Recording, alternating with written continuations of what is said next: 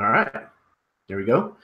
Hello, everybody out there who may be watching. Welcome back to the Erasmus Expeditions.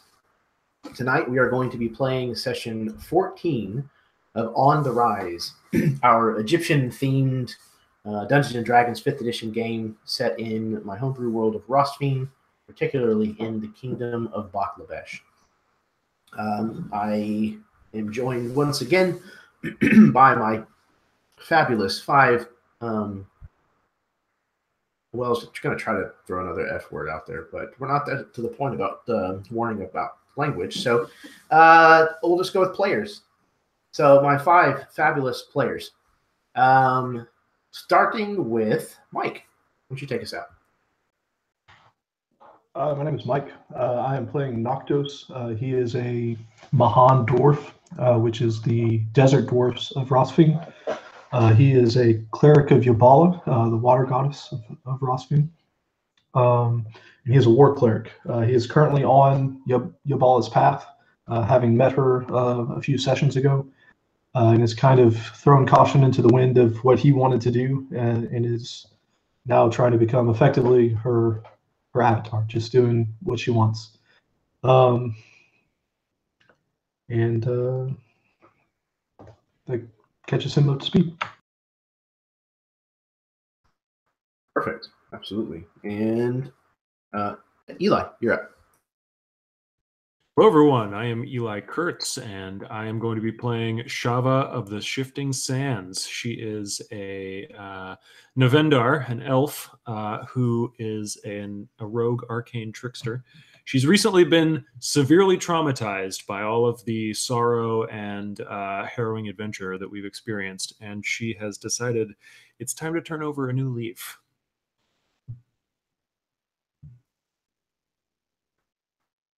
Excellent. And you have a channel, I believe. I do, yeah. So I am on YouTube. I think you just look up my name, Eli Kurtz. But I am also the head of a company, the Mythic Gazetteer, which publishes games mostly for Savage Worlds, but we're working on a hack for the Quiet Year right now, which is pretty exciting. Very cool.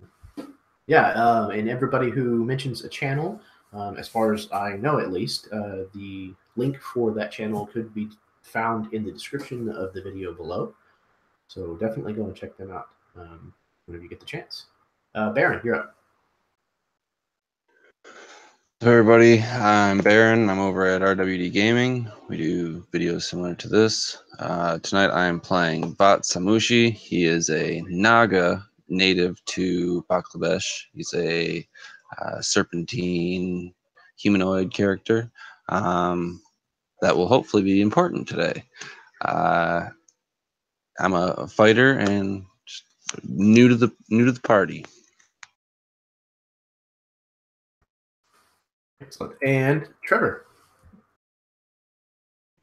That's me. Good evening, y'all. Welcome to session 14. For the other 13 sessions, and this one included, I have been playing a forest gnome named Rith von Schwarzenomen, who is a druid / warlock.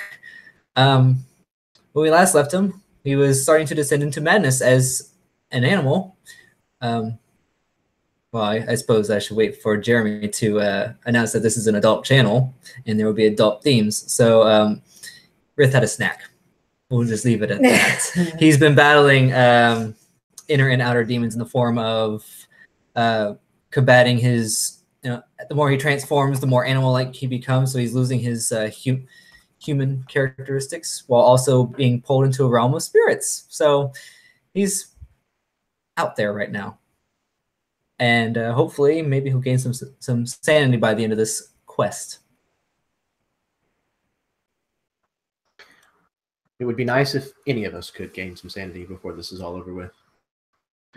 So, last but certainly not least, Jeff, you're up.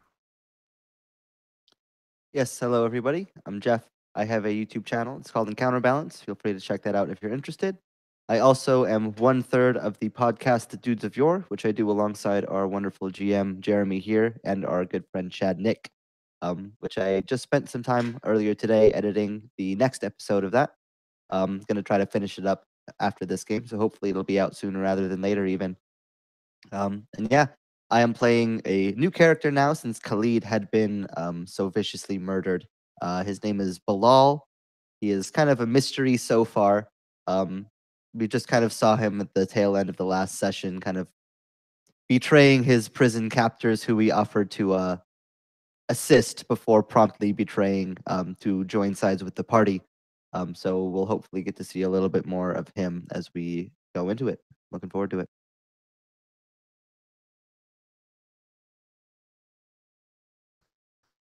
Excellent. Yes, thank you guys. I'm excited to get back into this.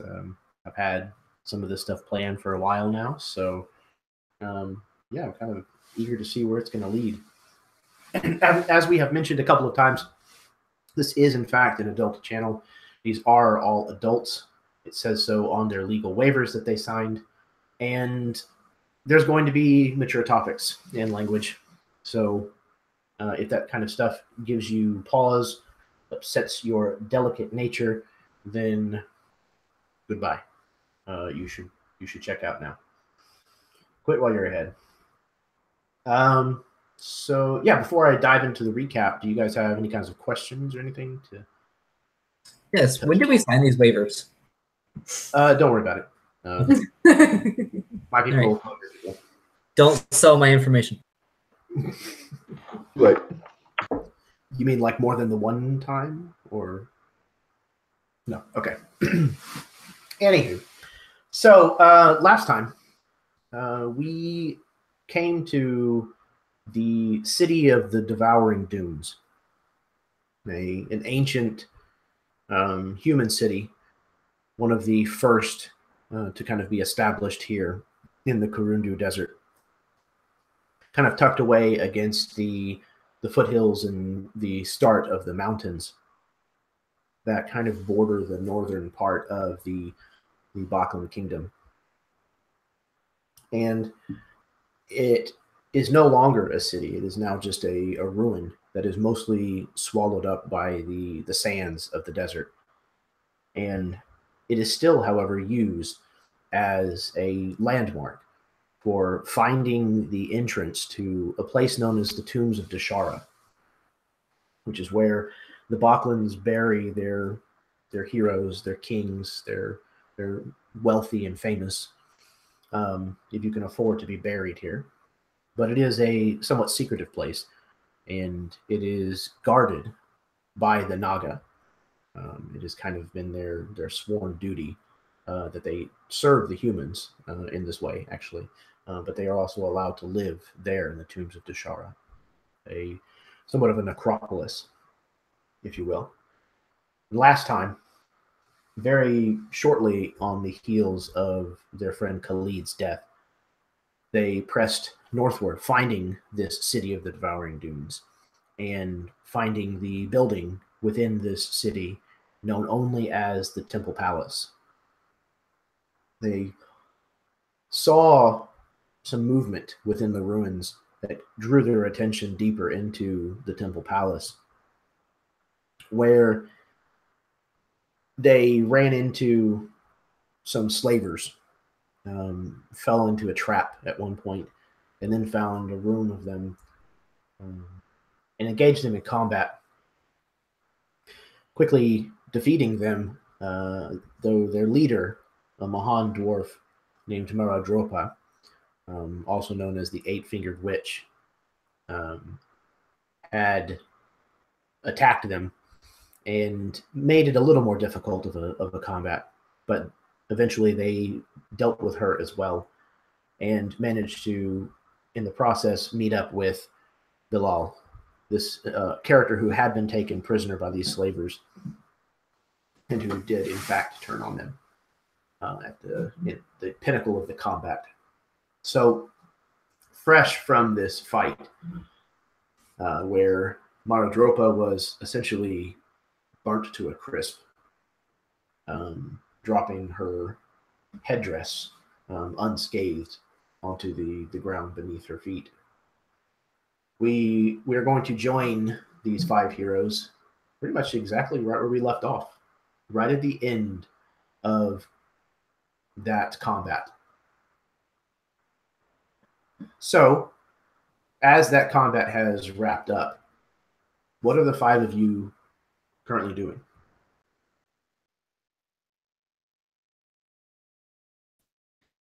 Shaba has moved off away from the group, and she goes from kind of just rocking back and forth on her haunches to she kind of gets to a point where she can focus a little bit. She's just had this conversation with Noctos, and she goes off on her own, and she starts moving her hands over the sand that's on this stone floor, and she gathers enough of it together with this magical force that she has that she starts to arrange it in her reading, and she's looking into it and watching for what might be coming ahead.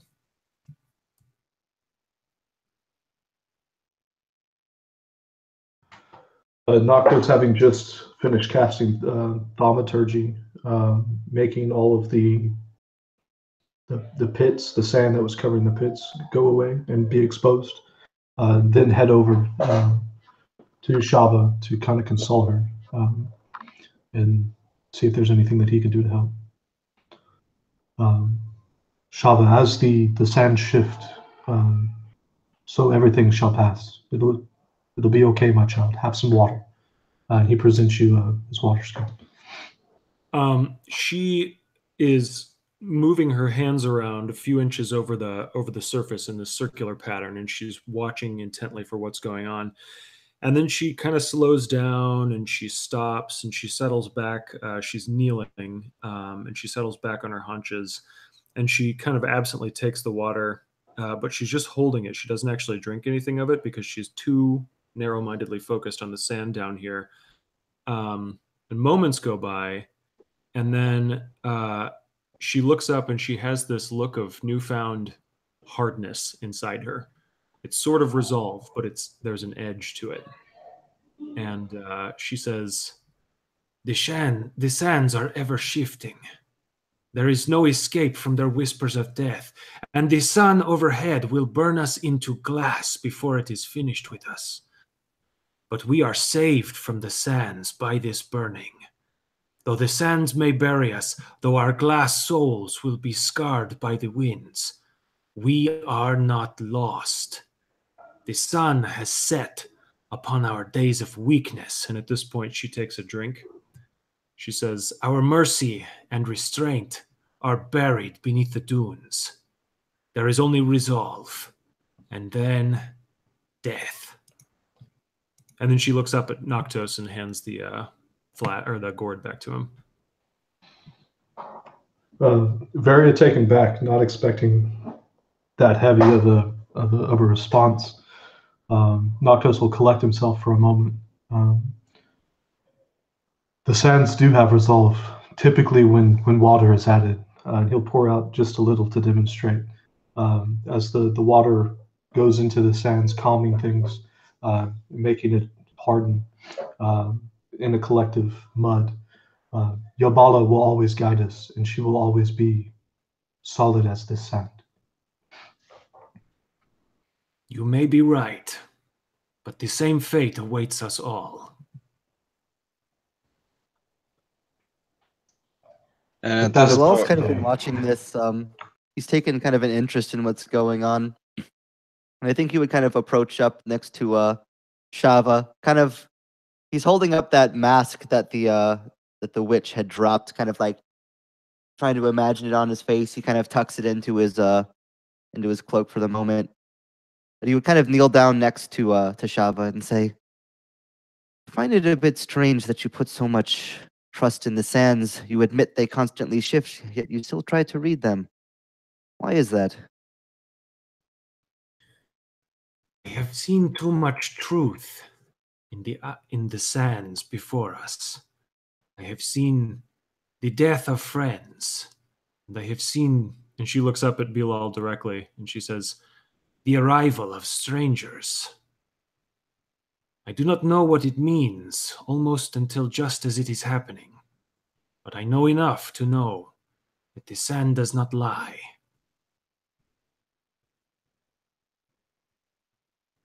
And yet, it will change right before your very eyes. Yes, such is the way of the sand. and we must learn to change with it or be lost. Huh. Can't say that I necessarily totally agree with all of it, but certainly is fascinating. And if it serves you well and continues to do so, then I'll be glad to take interest in it. It does serve me. No, it does not. No, the sand serves no one. But we can learn things from it all the same.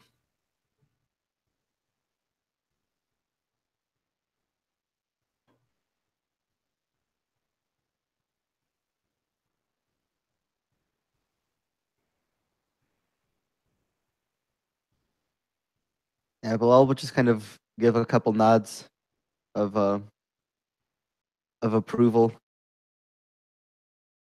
Huh, you've grown stronger already. A couple minutes ago, I thought we were going to have to leave you here, crying in the corner. But I can see now I misjudged you. You'll be a good ally. A look passes over Shava's face that you might think would normally be like a flash of anger, but instead it's just like such intense focus that you feel like maybe she's mad. And she looks at you and she says, "Yes, there is no room left among us for weakness." On that, we have no disagreements.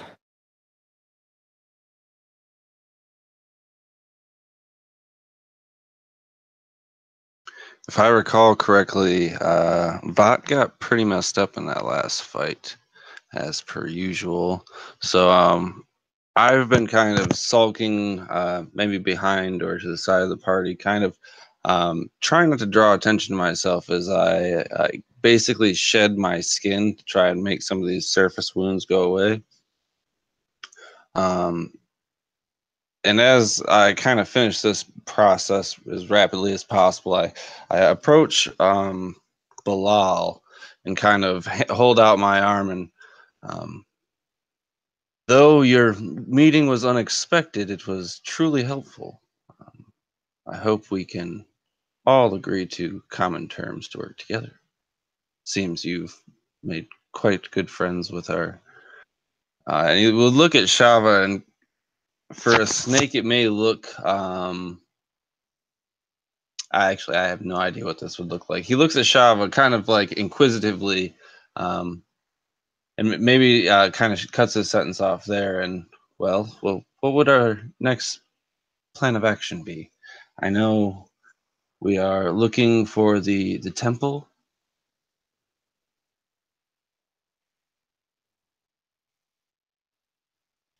Shava looks back up at Vot and she says, "I am as much a stranger here as you are, Vot. Rith, what do you know of our next steps?" Well, my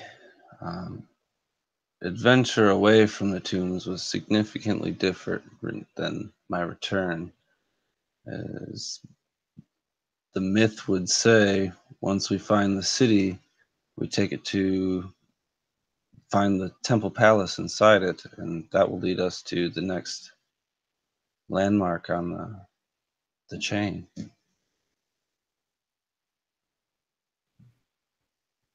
And Rith, does this fit with the mission you have been given? I'm sorry, I spaced out for a moment there. I was lost in thought about something unusual I noticed back in that last room. Can you fill me in again?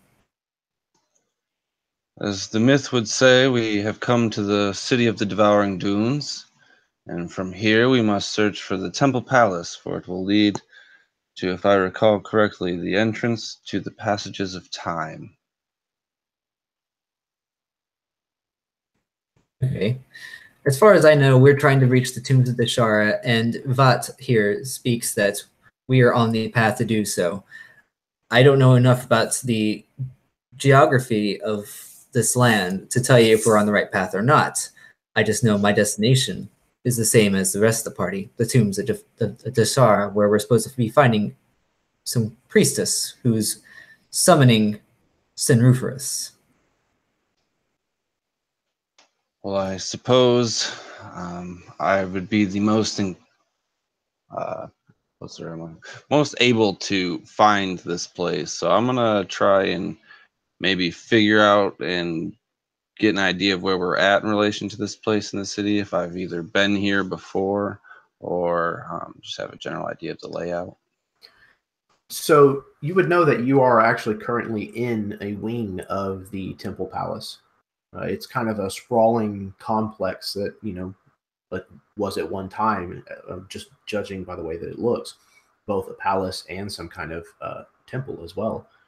And this is one wing of what is still standing of this complex. And you've never necessarily been in this part of it before, but you would know that basically towards the back and down on the ground floor, that there is an entrance that leads out of the Temple Palace and into this place called the Passages of Time. Well, maybe kind of Vought like outstretches himself and kind of gets a gauge of where he's at in this palace temple. Kind of like looking around corners, seeing if he can pick up, something that he would recognize or get him back on the trail that he would be used to in this location.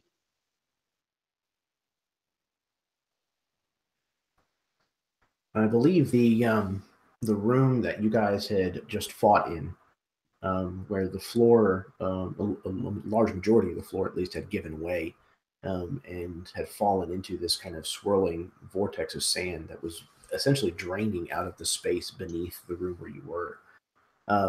You're now able to see that that room is mostly empty of sand, and there is a portion that you recognize that looks like it kind of circumvents the immediate entrance and kind of drops right into a portion that would lead into the Passages of Time. And the sand that had emptied out of it, so it's like just an empty square or whatever shaped room empty below where we were. Yeah, exactly. So you guys were basically having combat in this room up here, and there was a room below it that had been full of sand, and something beneath it, collapsed or whatever, and it slowly started to drain out of that. And it also weakened the supports of the floor that you were fighting on. So there were pieces falling down into that vortex, and it has essentially toilet bowled its way kind of out of this space. So have this room on the top that barely has any floor left, and then this empty room down below it that has kind of this crack in it where all the sand drained out. So yeah, maybe I peek over the ledge and kind of, I recognize this room. If we take the entrance over there, I believe that would be the reverse of the way I came out. I think this is the way we should go.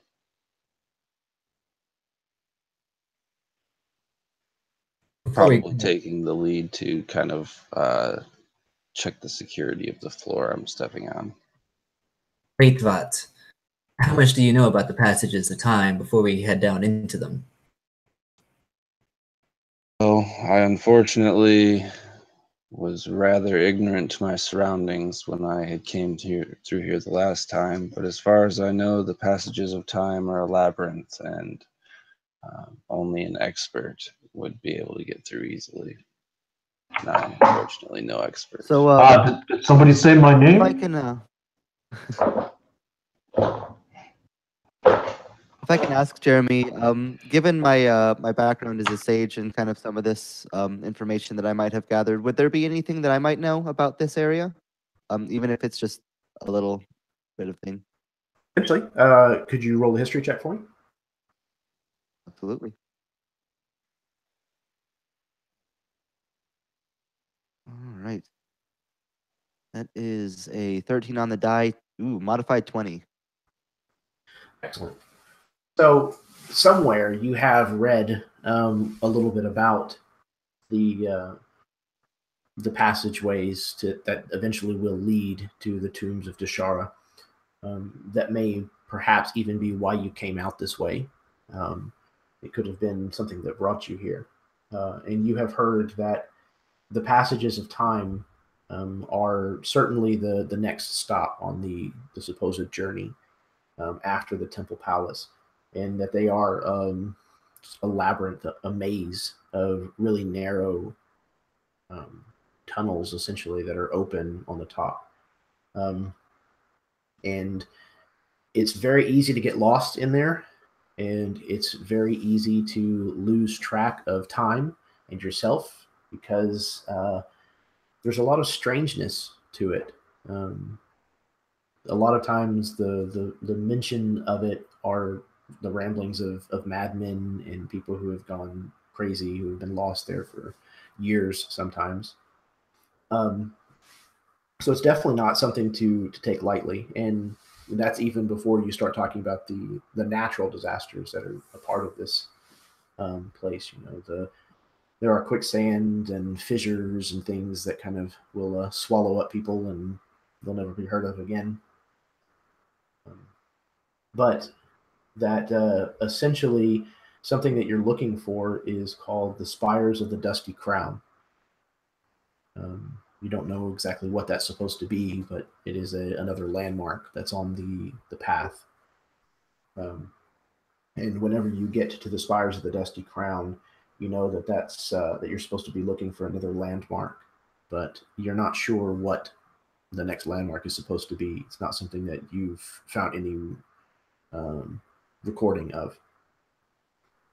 And then supposedly, once you find that next landmark, the Tombs of Deshara are just out of reach on the other side. Yeah, and I think Bilal would kind of turn to everybody and say, "Yes, our snake friend here speaks true. It is a labyrinth, tightly winding passages. I haven't been through it myself, but I've heard stories and read things along the way. But more importantly, it's not only a labyrinth of walls, but," and he kind of points to his own head, "a labyrinth of the mind. People are said to lose themselves in its passages just as quickly as their position. It's a treacherous place. Physical hazards, mental hazards, all that inside a labyrinth. I'm sure this should be easy."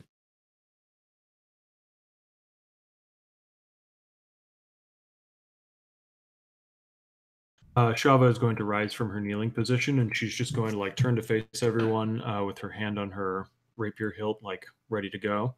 And she's going to kind of look over and look down into the hole. Well, shall we be off? Well, I certainly don't see the point in standing here and wondering if we should be off, and we should be off no matter what. Given the group consensus, I think Vought would probably take the lead in trying to nimbly scale down a wall. Maybe if you guys like held my tail.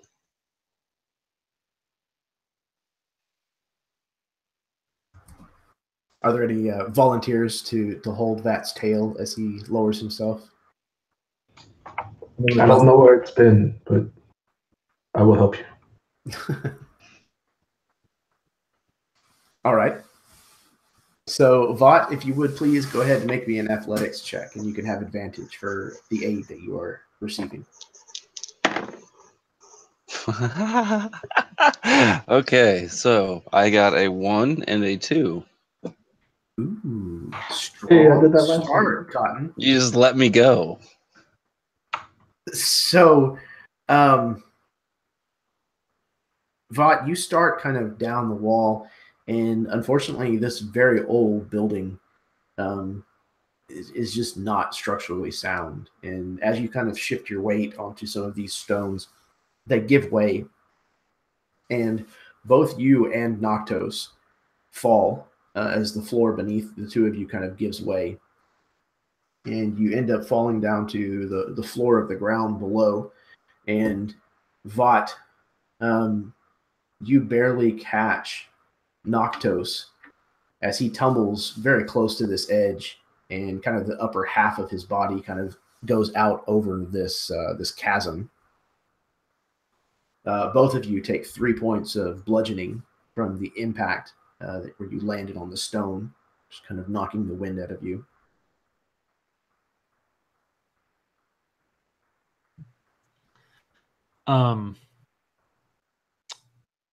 So Shava is looking down over this ledge, and as she's doing so, the ground at her feet, there's not a whole lot of sand there, but sand nonetheless starts to spill over the edge right at her feet, and it picks up until there's actually like a 1 foot wide little sand fall going off of this ledge. Mechanically, what I'd like to do is anchor some of my 50-foot rope and climb down, but visually she's actually going to just like hop over the edge and kind of ride this sand fall down to the bottom.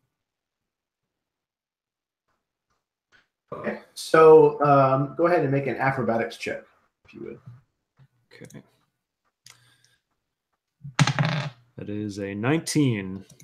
Fantastic. Okay, yeah, with superb grace, the kind that only really an elf could exhibit.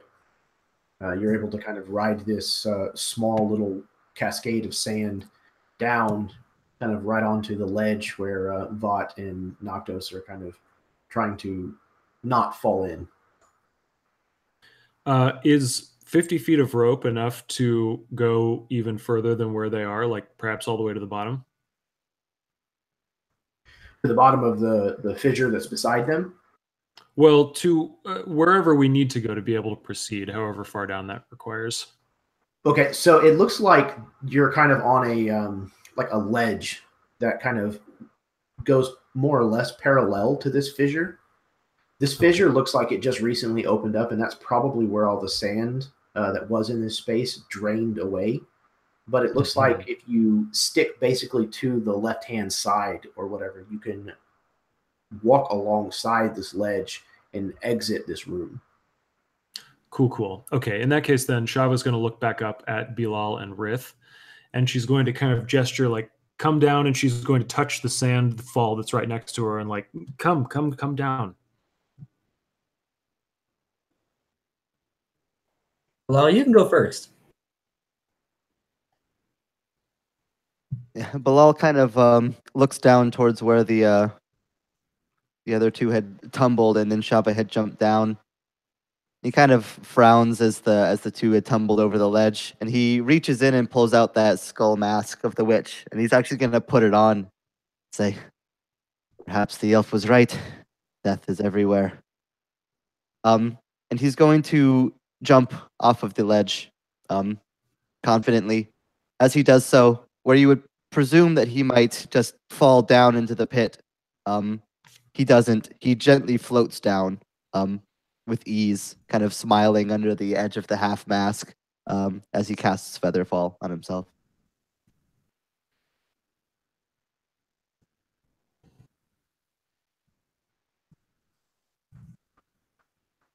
And you touch down with ease.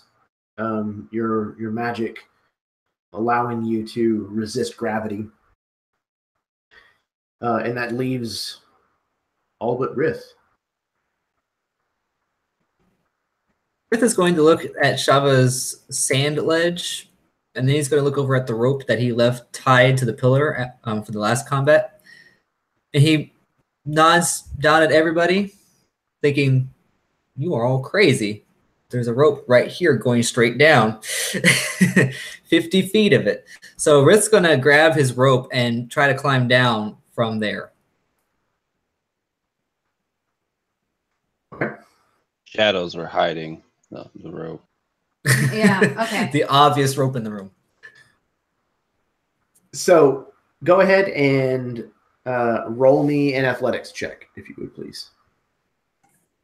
Don't be a small number this time. Yeah, Look, it's the 6 is back. It's a 6. well, good Okay. luck. Oh. Nothing graceful about that. So you get basically kind of situated over the ledge, and you go to shift your weight fully onto the rope, and Straight your down. your arm strength just doesn't quite hold, and you kind of slide down the rope, and you're going to be taking 2 points. Well, actually, if you don't mind, as you fall, you realize that Bilal, though he didn't say anything, had cast Featherfall on you as well, because it can target up to 5 people. Oh, excellent. Why didn't you go first in the first place?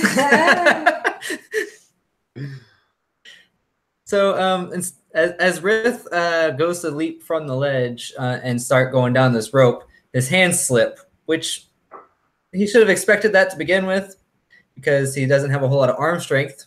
So he just as the rope slips from his hands, he lets go and just starts to fall straight down. And for a moment, he panics until right about the floor, he stops and slows down and lands gently as though he landed on a soft mat. Not even a feeling in the world. And he lay on his back. He's looking around, thinking he just died, and nothing's happened. So he pulls himself up to his feet and just dusts himself off and pretends nobody saw that. You didn't see that. Okay. So one way or another, the 5 of you have descended now into this space that you are told will lead to the passages of time. Ahead of you, you can see a hallway outside of this room that has parts of it that are cracked and broken, similar to this room, only not as extreme. And you can see beyond that it looks like the doorway on the other side of that hallway basically just opens out into the open air.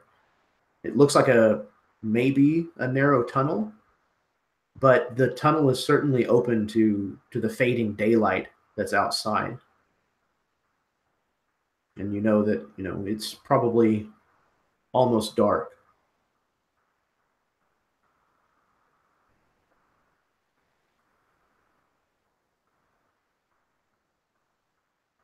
Do you press on towards the passages of time, or do you wish to wait here? Bot would probably right himself and take the initiative and head through the doorway. Kind of instinctually, really. Not really thinking so much about caution or traps.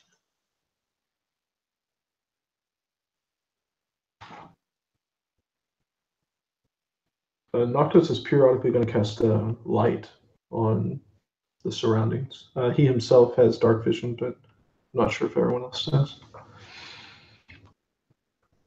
You're just going to find an occasional rock or something to kind of... Yeah, just periodically. Okay. Maybe throw it ahead. Yeah, Bilal will actually do similarly. He kind of like smacks his staff on the ground of the stone. And the top of it lights up like a torch, magically, also casting light. Excellent. So you guys pass on into these, like I said, narrow tunnels where the walls rise up on either side of you, probably 30 to 40 feet at least in most places. And the center part of these tunnels is open to the sky. If you would kind of imagine the place from Indiana Jones and the Last Crusade, the Crescent Valley, where it's almost like the ground just separated enough for people to kind of pass between the bedrock. So above, you can see the night sky with the stars just extending on forever and ever. And you make your way through this narrow canyon for some ways, some of the sand occasionally kind of blowing in from the top, the wind kind of just blowing it in occasionally as it shifts. You continue on for some ways before you come to the first crossroads, your first intersection. And looking down each direction, you can see that each one of these passages also branches off into several different directions. This is definitely going to take a concerted effort on your part to make it through here. And the way that I'd like to handle that is going to be with a skill challenge. So for any of you who are not familiar with the way that a skill challenge works, is each one of you is going to attempt a skill, and it's just basically make narrative sense.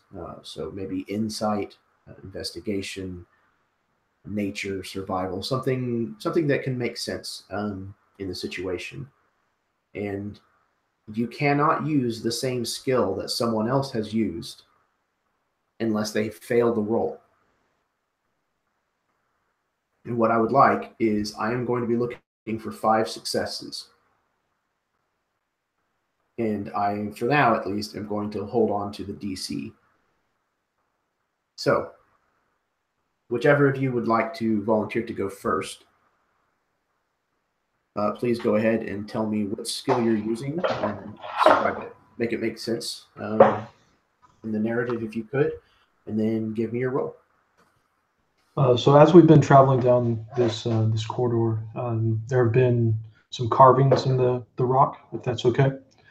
And Noctos, with his stone cunning, has been paying attention to this. And with this being a very old place, I would like to make a knowledge history check with my stone cunning. Yeah, man, that makes perfect sense. Absolutely. That's gone forever. A 19. Excellent. So that is one of the successes that I'm looking for. All right. Who's next? I'll go ahead. I think Bilal is like, he's become very focused, his eyes kind of peering behind this new mask at every little corner they walk by, just making sure, tracking their pathway as best as he can. Just trying to keep track of where they've gone, where they've yet to go, and what he can keep track of in his head as far as their progress. Just trying to use investigation here, basically. Try to find, kind of mentally track it and map where they're going so far, and look for ways to go into the future. And that's a 19 total. Excellent. Okay. That is 2 of the successes that I need. So far, so good, everybody. All right. So that has been history and investigation. So who's up next?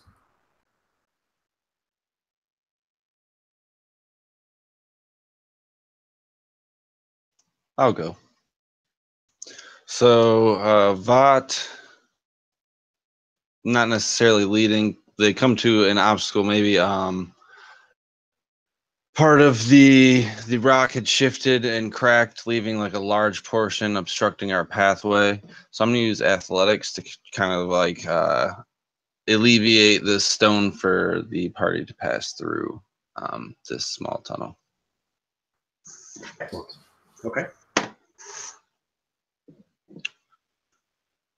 12 plus 6, 18. Fantastic. All right. That is 3 successes. You guys are making short work of this. All right. Who's next? Rith, having spent some time on expeditions prior to this, delving into ancient ruins, might be somewhat familiar with smaller labyrinths, but not quite of this scale. But he can put his survival skills to the test to help the party navigate. Right turn again. Keep going right until you hit a dead end. Turn around. So we're going to use survival, and that is a modified 20. Fantastic. That is 4 successes. And finally, as this has been going on, Shava she's following along with everyone, but she doesn't seem to be paying attention to what they're doing so much as just following her own instincts. And we come to this final segment where there are actually quite a lot of twisting paths. And anyone who's really close to Shava can see that the pendant that she wears here on her chest, which is normally where she gets her sand magic from, they can see that there's just this tiny line of like individual grains of sand that's stretching out from this pendant and kind of like weaving to and fro. And you can see that her eyes are tracking this as she goes along. And this is a perception roll to be able to tell where this line of sand is leading her. And that's oh shoot, it's 12. Okay. That is not a success. I would like to spend an inspiration to reroll that. Okay. God damn it. That's 15. All right. That is the target number. So, Yes. just barely, and with some divine guidance, the sands lead you through the passages of time, thus far at least, without any real issue. You guys use the skills that you've honed over your careers, and eventually you find yourself in a place that someone would probably recognize. And I'll leave it up to you guys as to who it is that first dawns with the idea that this is probably the spires of the Dusty Crown. Oh, before we get to that, I apologize. There was a portion of, you guys kind of went through it very quickly, but there was a portion of the passages of time that should be described. The time that you spent making your way through the passages of time, you noticed that time itself seemed to pass without any pattern or regularity. You entered just at the beginning of night, but the night only lasted for perhaps an hour and a half before the day had dawned. And you saw that happen probably 8 times or so. Very rapid passage of night and day before you were then stuck in a twilight for probably 6 hours or more. The overall passage of time kind of slips your better judgment. It becomes difficult to tell how long exactly that you've been walking before you do finally find the spires of the Dusty Crown. But when you do find yourselves at the spire of the Dusty Crown, you can see that it is probably the wee hours of the morning, just before the sun has really started to come up in the sky and change it to colors. Question. Would it have been possible as a druid for Rith to be using druidcraft throughout the passages to track weather patterns to better judge what time of day or week, what day of the week it might be as we were progressing? So we might have a better idea of what time it is now?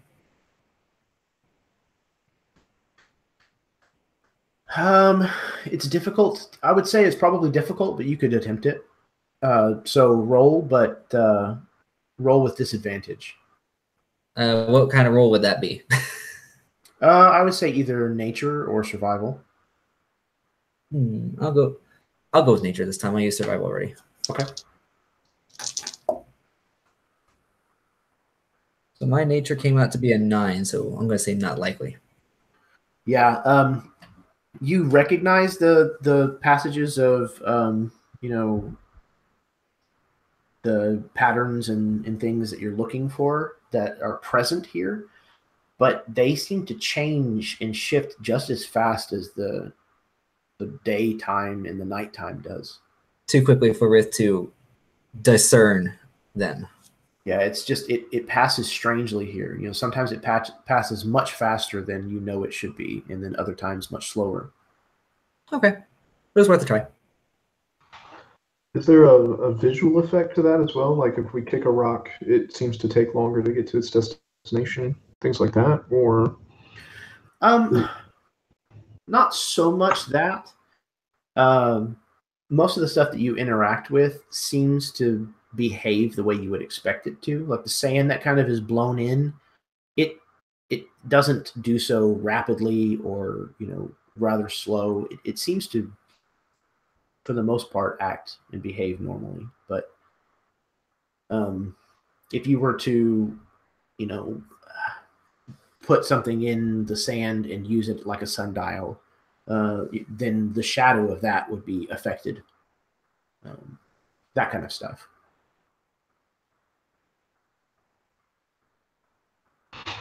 You say whenever we get to the Dusty Crown here, it's the wee hours of the morning. So are we exhausted from this journey, or?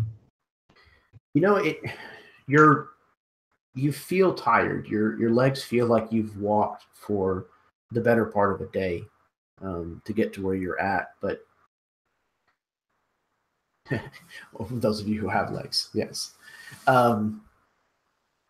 But it's difficult to tell whether the wee hours of morning is the correct time, if you've actually walked all night, or if it's just been a treacherous journey to this point. It's really, really difficult to tell.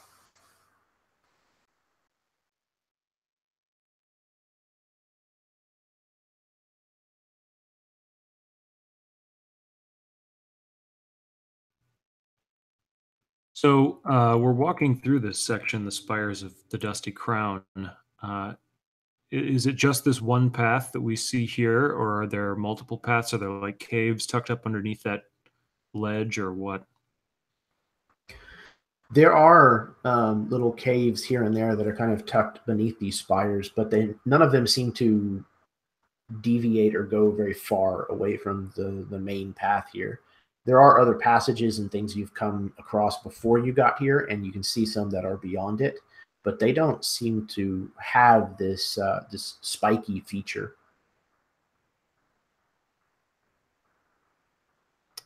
Okay.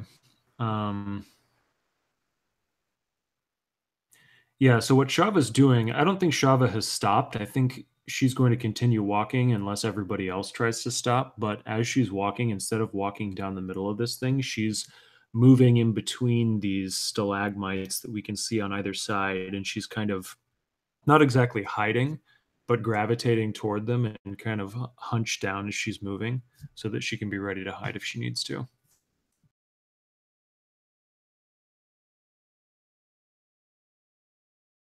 Yeah, I think Bilal would kind of just point out as they're kind of walking down, not keeping nearly as low a profile as perhaps Shafa would be.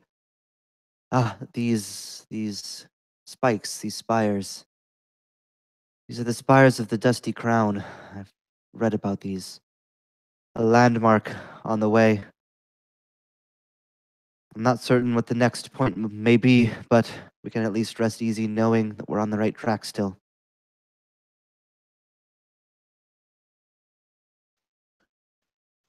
You see Bot kind of slumped over. He's kind of kept to himself pretty much. I feel like everyone's kind of sullen and very reflective of what's happened. And Bot kind of like stretches, and we have to wait till midday. If I recall correctly, the light of the sun will show the next passage. It's just been a very long time. I'm sorry I'm not able to show us the direct course, but my memory of this place is hazy.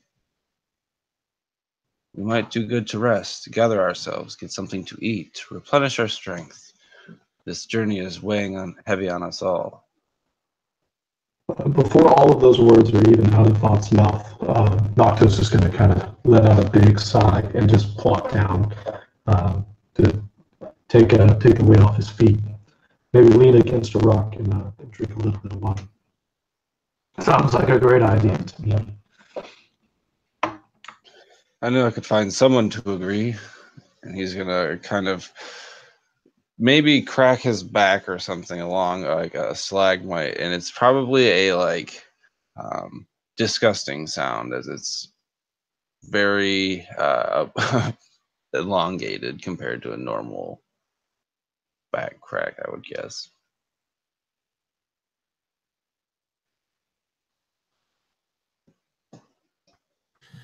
Shava hasn't spent all that much time around Naga, and so that happens. And instead of there being, like 5 cracking sounds, there's like 50. I feel like everyone kind of like looks over and it's like... Yeah. It takes a lot to break her out of her reverie, but that'll work. That'll do it. Otherwise, I think what she's doing, it's actually probably conspicuous, but whereas everyone else is kind of gathered near the stalagmite, she's specifically putting herself underneath one of these sand falls and like letting the sand fall all over her. And yet you can see inside, it seems as though she's remaining conspicuously clean inside, as if the sand is moving around her at the last minute.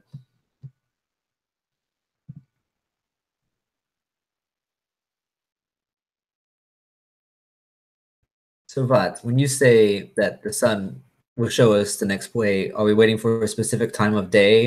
Is it going to shine in the direction we need to head, or just follow where the sun happens to be?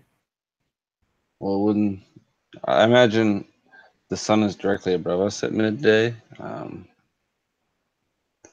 It'll show us the way to the Dust Pharaoh's crown, Dust Pharaoh's skull. I apologize. Vat is kind of speechless at this moment. He is having a serious mind blank, and it's kind of like stupefying himself that he doesn't remember this place.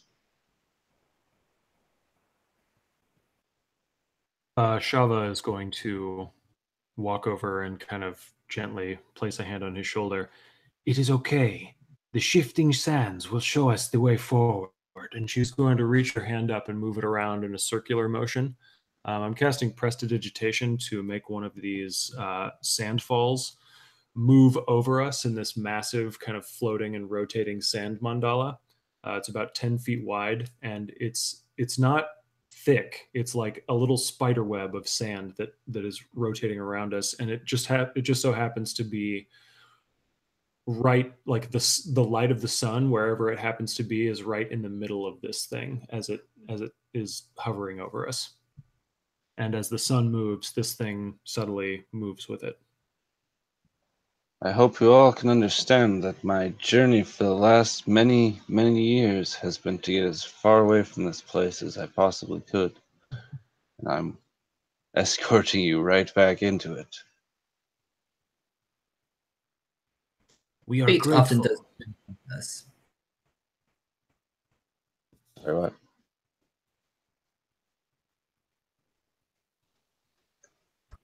I missed what Trevor said. Rith was saying that fate often does strange things for us. By strange, you mean counterproductive, then, I suppose. I wouldn't say counterproductive, but it is very fortunate that we were granted someone at least somewhat knowledgeable of the region who could lead us where we needed to go. Without you, we'd still be stuck at the stable, being crushed underneath the undead. Well, then I suppose the same goes for you, for if it had not been for you, I would have probably likewise been killed in the town with the undead. So we shall see how the event unfolds. But until then, let us please take a break.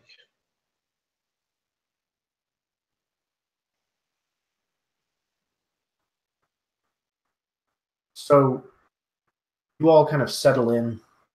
I don't know if the intention is to lay bedrolls out and the like, or if it's just to take a shorter rest. But you kind of make yourselves as comfortable as you can here. Maybe find a little incline of sand that's gathered and is kind of off to the side in the shade where it's cool. And the sand continues to kind of pour between these spires occasionally. It kind of obscures your vision now and then, but it's quick to settle. And as you're kind of all relaxing,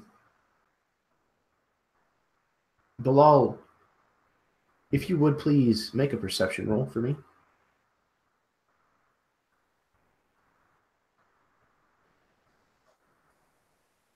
All right, that is only a 7 on the die, so it's going to be 12 total. Okay.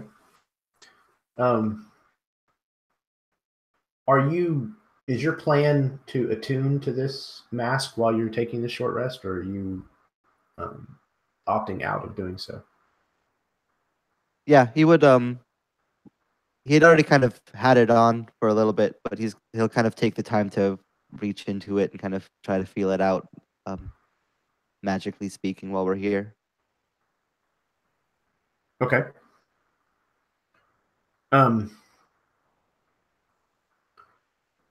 The wind here has kind of come and gone, occasionally kind of blowing through these features in the rocks and things of that nature. But you actually start to hear something on the wind. You hear what sounds like a voice.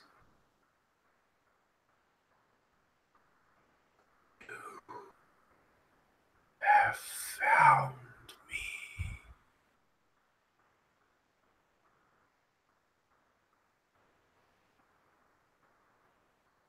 Open your mind.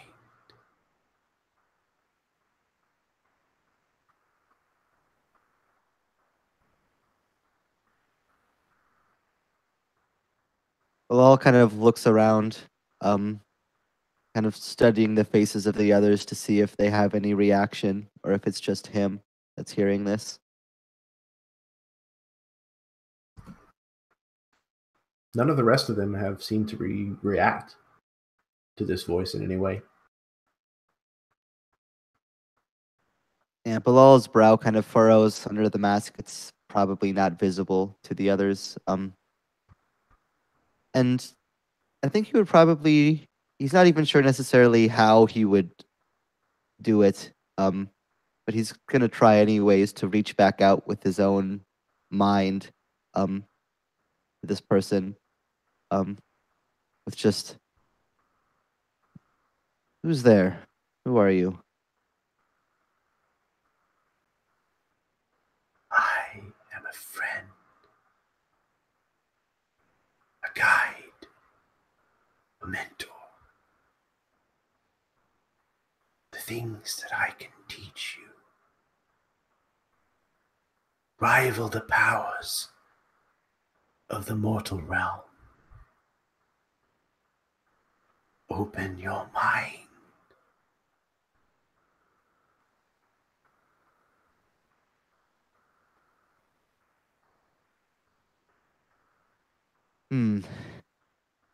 I have to say, as interesting as that sounds, I'm not quite so certain that I should trust a mysterious voice in my head. Coming from nowhere, I'm going to need a little bit more information than that. There's a slight twinge of pain deep in your psyche. If you would please make a wisdom saving throw.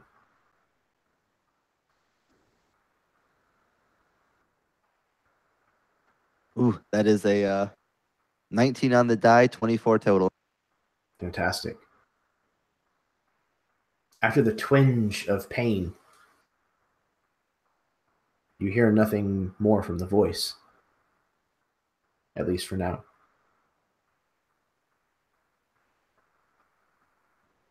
The With rest that, of I you- think Go Bilal ahead. would kind of. Oh, sorry. Go ahead. No, please. I think with that, Bilal would just kind of turn, kind of shifting uncomfortably for a moment, or kind of turning back towards everyone else. I think there might be something strange about this mask. I heard voices. Doesn't normally happen. I guess I should specify. Something about offering me power. Strange ping of pain before it left. I'll try to keep an eye out for it and see what information I can learn. I just figured you might be interested in knowing that. You mean I'm not the only one who hears whispers in my mind? Well, mine come from the mask, I just said, so if you don't get that, you should probably get that checked out. Not so sure I need to get it checked out. I think it's something to do with attunement with the world around me, the natural world. Right. I would look. I'm sure that's I would look over to Sheva and like kind of whisper, "Do you hear voices?" I do not know what they are talking about. The sands do not speak to me with words, only images. And he kind of like nod, kind of look back to the people talking about voices in their head.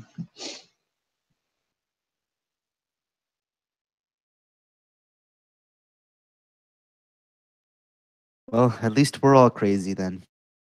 That's comforting.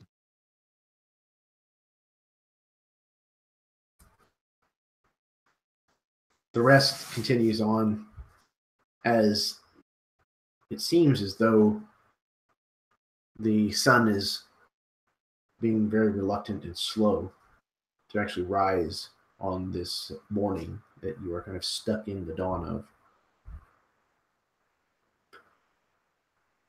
And eventually, it seems, it's difficult to tell, but your guess would be a few hours have probably passed. And I would like everyone, if you could please, to make perception rolls for me.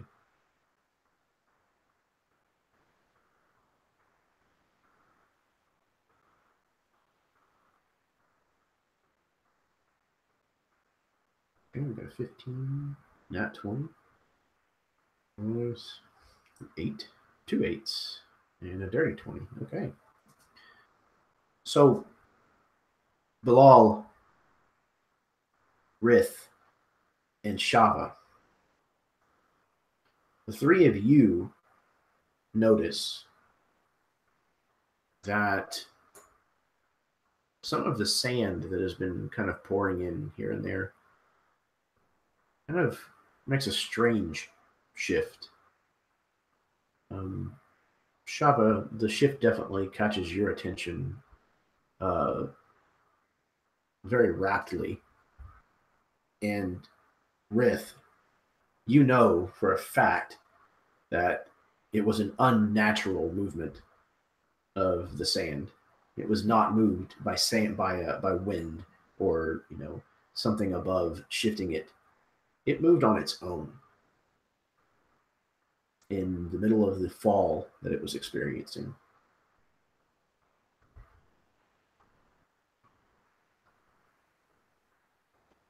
Rith is not going to take any chances. He's immediately going to fire an Eldritch Blast at wherever the sand moved. See if he can hit something. Okay, go ahead and roll it up. All right. That's 2 beams. One is a 19, and the other is a 10. Oops. So your first passes through this kind of interspersed column of kind of falling sand, And when it does so, you're fairly certain that you see the visage of a face, kind of twisted in anguish, kind of roll around the outside of the column as the Eldritch Blast slams into it. And a chunk of this column of sand collapses to the ground kind of quickly and splashes, for lack of a better term, kind of out away before the rest of the column kind of catches up behind it and continues to pour. And when this happens, the rest of you kind of hear this kind of noise very quickly before it disappears. Mariska's gonna mutter, "Is it dead?"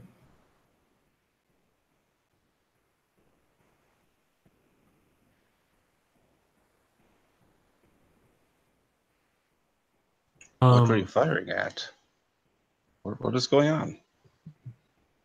I saw something move out of the corner of my eye, and I'm not taking any chances out here. As far as I know, we're the only people out here, so I'm not taking any chances. I saw it moved. You can ask Shava. I'm pretty sure she saw it too. The sands have been pouring in here all day. Not this one. This one had intent. This was a column of sand that wanted something out of us. I promise you. for it to fall on the ground? I'm confused. And Vot's kind of like looking back and forth. If anyone looks over to try and see Shava, you're actually going to have to pass an intelligence investigation check versus a DC of 13, because I have used minor illusion to make it look like I'm nothing but a sand pile up against one of these stalagmites.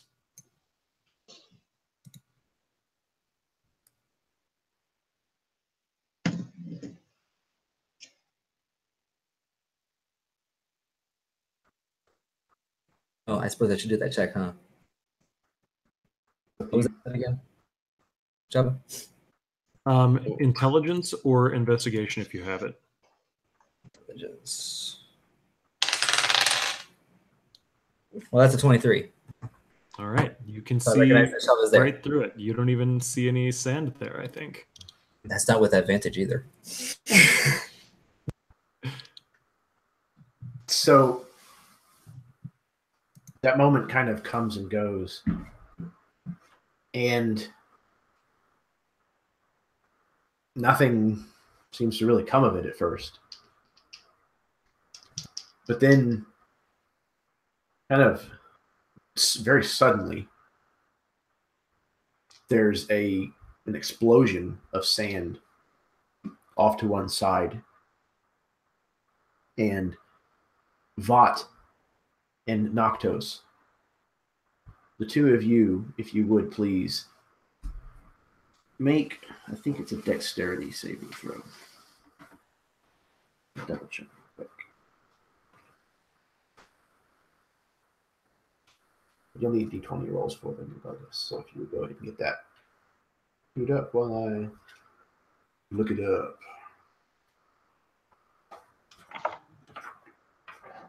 Is my mic any better? Yes, it sounds like it. Cool. I've been envisioning Noctos of having been asleep, so I'm going to roll disadvantage. Okay, perfect. Thank you. And it is a strength saving throw, not a dexterity. All right, Vot got a nat 20. Nice.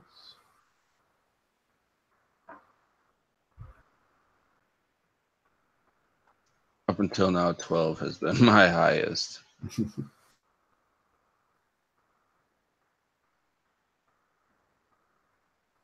And Noctos got a big 5. Okay. So Noctos, you're going to take 3 points of necrotic damage.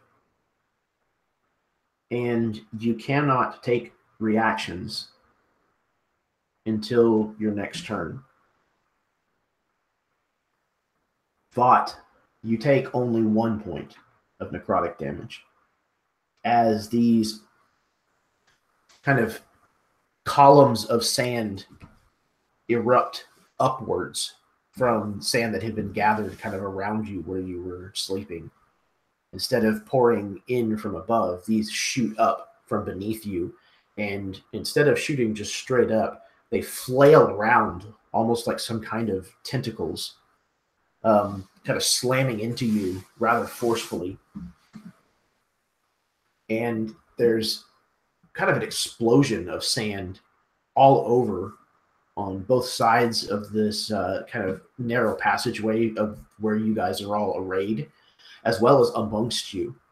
And very suddenly, you find yourself standing amid a group of probably a dozen of these humanoid-shaped individuals, except that they are made entirely out of the sand.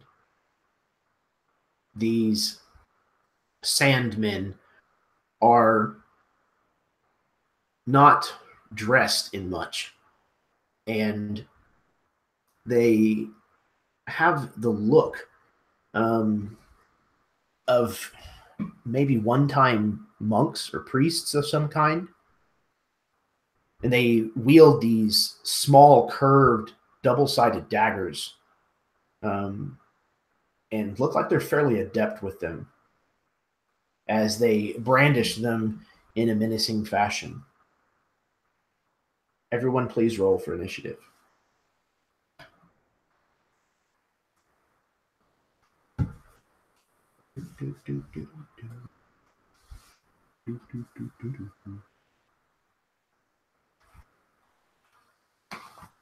Right. Okay, so we've got that with a 19. Got Riff with a 10.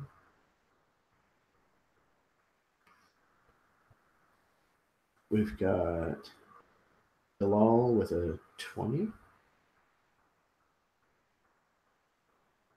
I completely just first letters of your name. Noctos is a 14. And Shava is a 17. I think that's everybody. 1, 2, 3, 4, 5. Okay, cool. So, Bilal, you are up first. Yeah, Bilal just sees all just the explosion, like the flailing tentacles, and then just all these people all over the place. And immediately he's going to kind of grab at his staff just to make sure that he has it in his hands. And then kind of looking around, his face kind of going from surprise and then almost to a smirk, if anyone could even have the wherewithal to see it at the time. And he kind of takes the staff in both hands and just slams it down into the ground. As he does so, kind of sparks of flame seem to come off of the bottom of it, which then erupt in a huge sphere. Everyone, you guys would see this fire just this huge explosion, but somehow, some way, the fire seemed to whir around you, completely negating its effect on you as he casts Fireball, but sculpting it with his wizard abilities so that it does not affect his party members. So any of these things within 30 feet are all going to need to make Dex saves DC 16. Okay, I'm going to say that you probably have included about 6 of these things in this area. Perfect.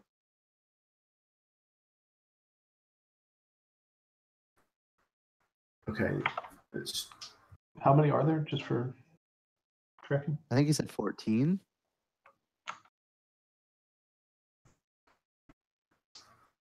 Okay, so of the 6 that were caught within this burst of fire, only one of them manages to shrug off the effects of the magic. And the other 5 immediately just kind of explode apart the individual granules of sand just kind of showering the sides of this narrow canyon that you're in, as well as those of you who are nearby. The one who managed to shrug off the effects looks like he's momentarily kind of stilled, almost paralyzed, as you can notice this slight sheen of glass on the outside of his form. So if it matters, it's 27 fire damage, or half on a success, so 13.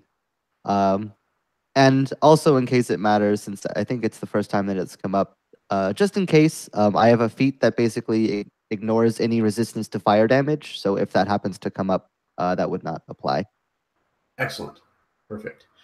These things are minions, which is why I jumped the gun and sorry, skipped the damage portion. No worries. I didn't know if it mattered. No, in this particular case. Yeah. Okay, cool.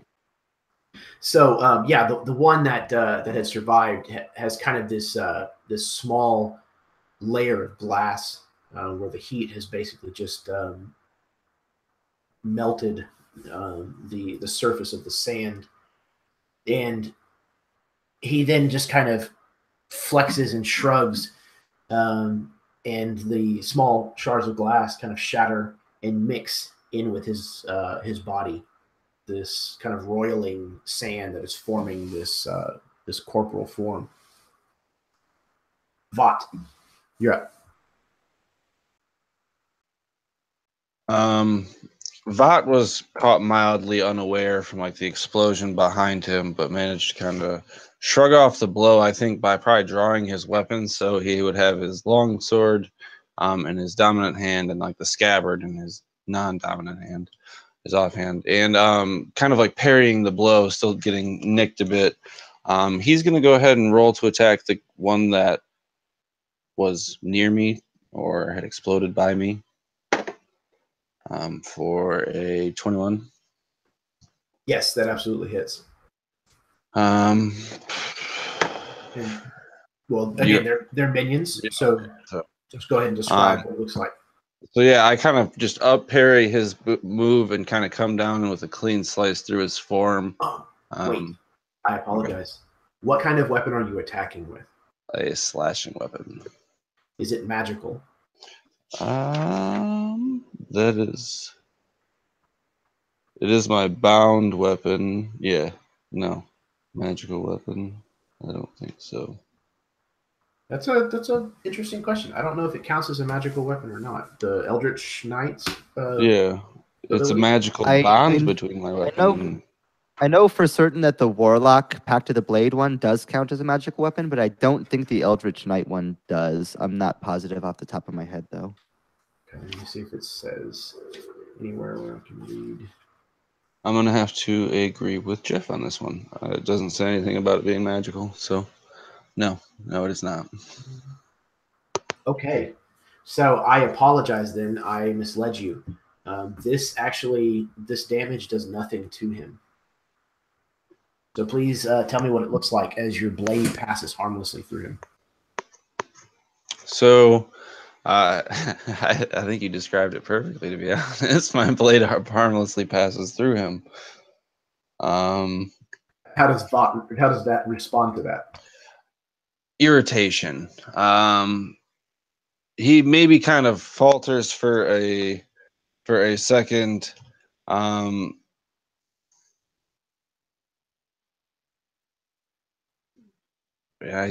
He's irritated and kind of surprised, I guess. Not expecting it. He maybe even throws himself down a little bit, opening himself up for an attack. So yes, the sand kind of just parts around your blade, much to your surprise. And is there anything else that you have that you like to do? Bonus action? I can attack again, but I don't think they'll do anything.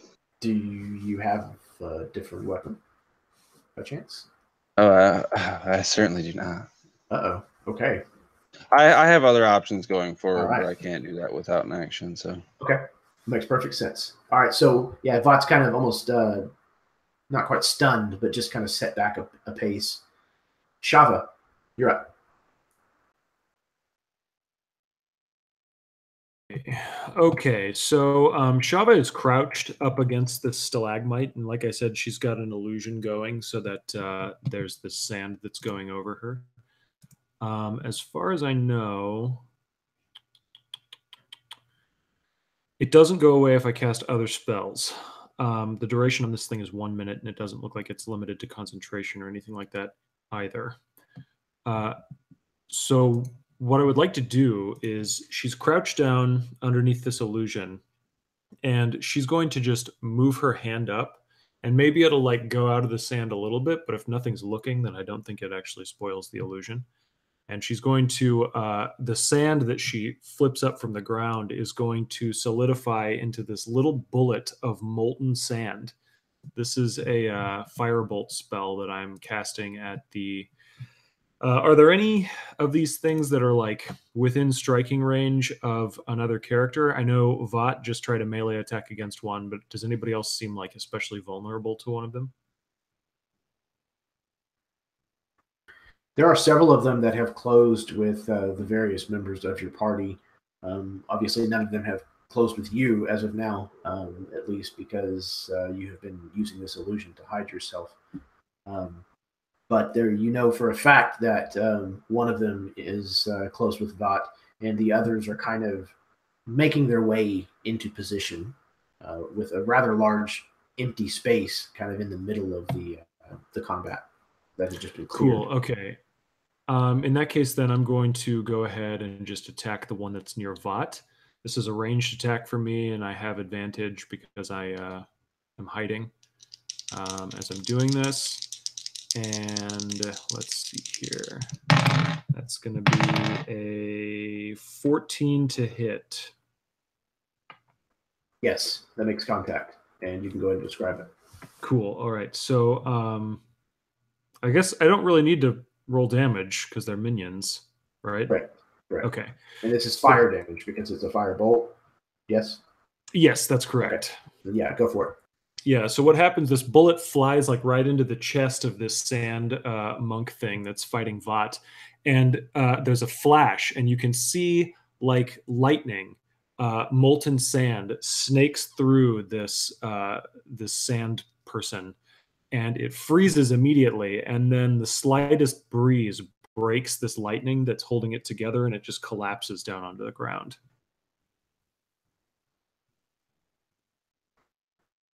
Excellent. And that brings us to Noctos. Having just had the sand explode near him, waking him up, he's going to take a big gasp of air, trying to gather his surroundings. And inhaling all of this sand, he begins to cough. And seeing a figure near him, he'll reach out his arm to kind of steady himself. Then realizes it's one of these sand monks, and he's going to try to push him away, doing a shove attack. Then I rolled a 1 on the die.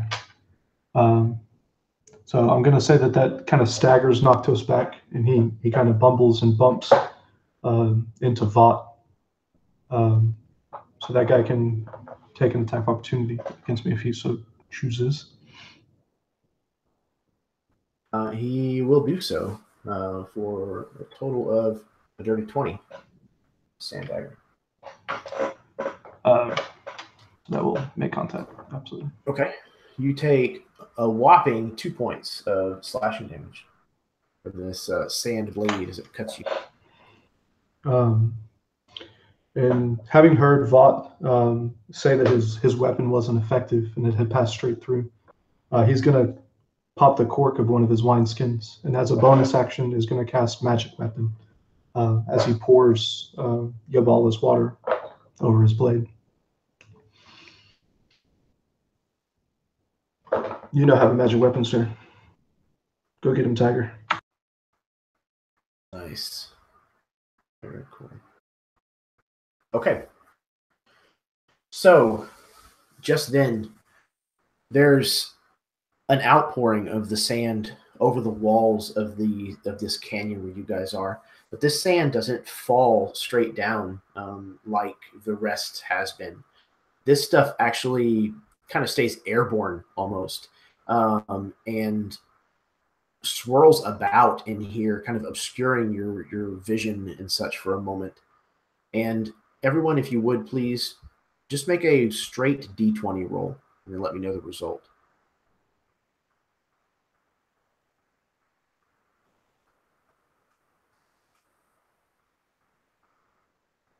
Okay.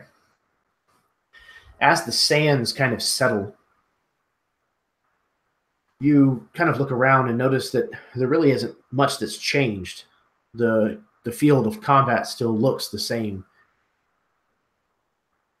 Shava, Noctos, and Rith, the three of you notice that you're the only three of your party that are still standing here. Bilal and Vat, the two of you find yourself seeing that there is no difference on the field of combat, except that only the two of you from your party are standing here. And the time of day above has changed. It is now the middle of the night for the two of you. Rith, it's your turn.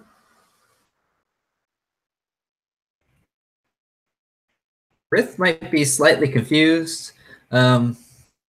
I mean, rightfully so. After the sand cloud comes through and he's coughing up the sand and just it's all in his mouth. And having been a sand creature himself, you'd think he'd be used to that by now, but apparently not.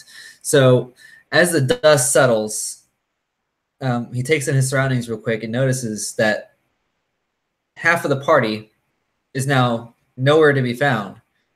And he panics momentarily, but collects himself because there's still these sandmen out here presenting a threat to the remaining party members.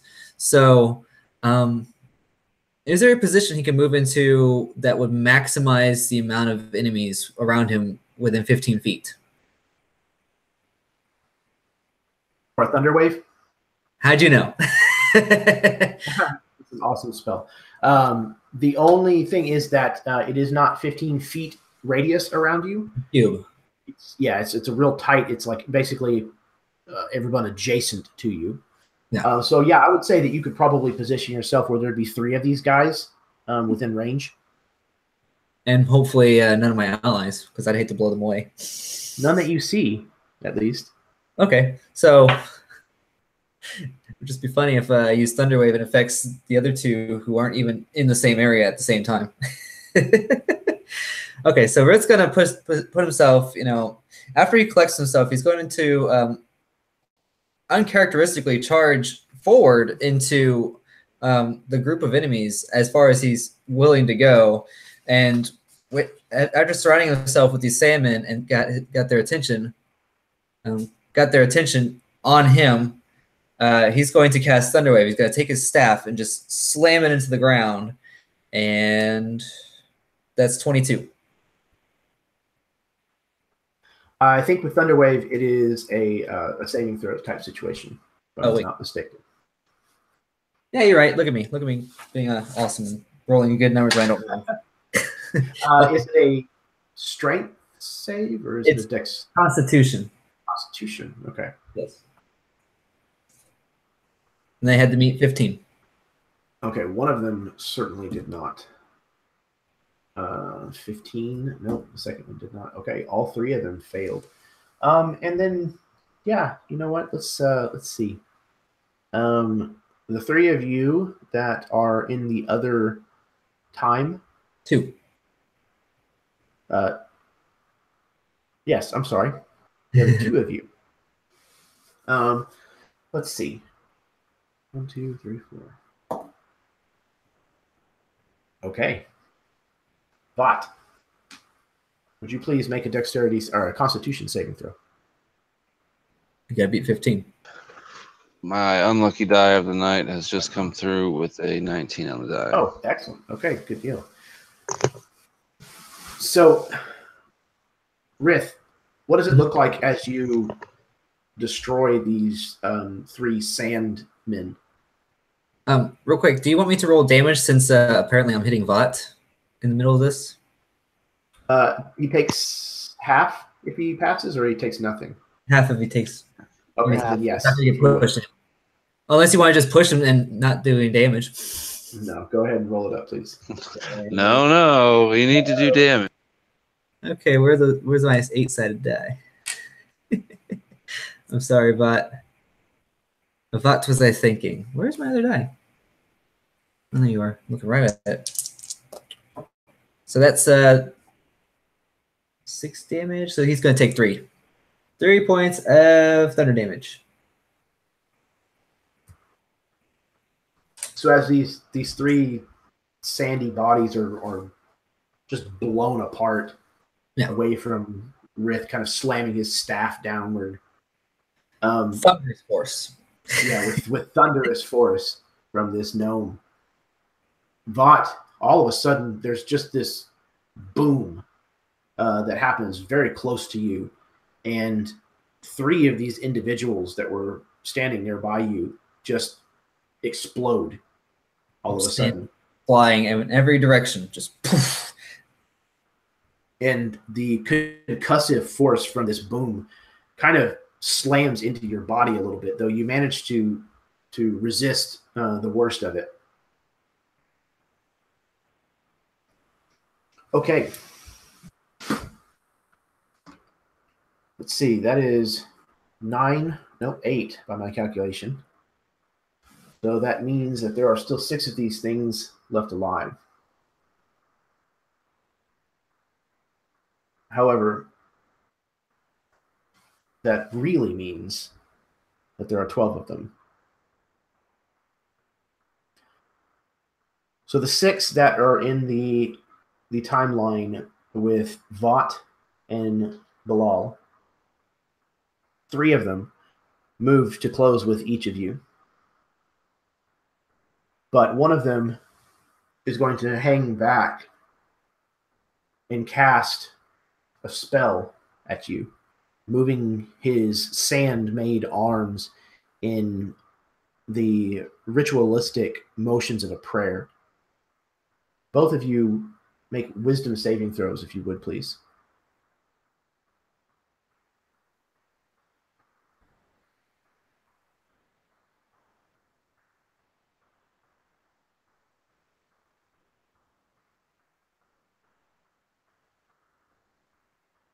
Ooh, okay.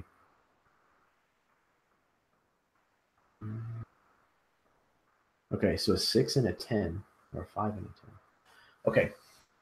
No, sorry, that was I was responding to Trevor. I killed 5 of the I sand see. people with fireball. About My roll was a 14. 14 wisdom. I see. Okay. All right. So, Bilal, you managed to shake off the effects of this prayer. Unfortunately, Vot, you do not. You are under the effects of a Bane spell that has been placed upon you. This man has cursed you. Every attack roll and saving throw that you make is going to have a D4 that you're going to need to roll and then subtract that from it. So the remaining 5 have closed with you guys, and are going to bring their sand daggers to bear. 2 of them will be using a different tactic to attack you. So let's see. There are 2 sand dagger attacks that are coming. There are 2 of the sandmen who are making sand dagger attacks at Bilal. There is 1 who is making sand dagger attacks at Vot. Okay. So, Bilal, what is your armor class? So right now it's 12, but that might change depending on what their rolls were. Okay. One of his attacks only hit a 12. So, what is going on? Can you guys still hear me? I'm still here. Okay, my computer is freaking out for some reason. I'm going to stop screen sharing. So as one of them, the first one goes to attack Bilal, like its dagger seems like it's going to hit, but then there's kind of like a big flash of fire and smoke, which blasts its hand aside. I'm casting shield.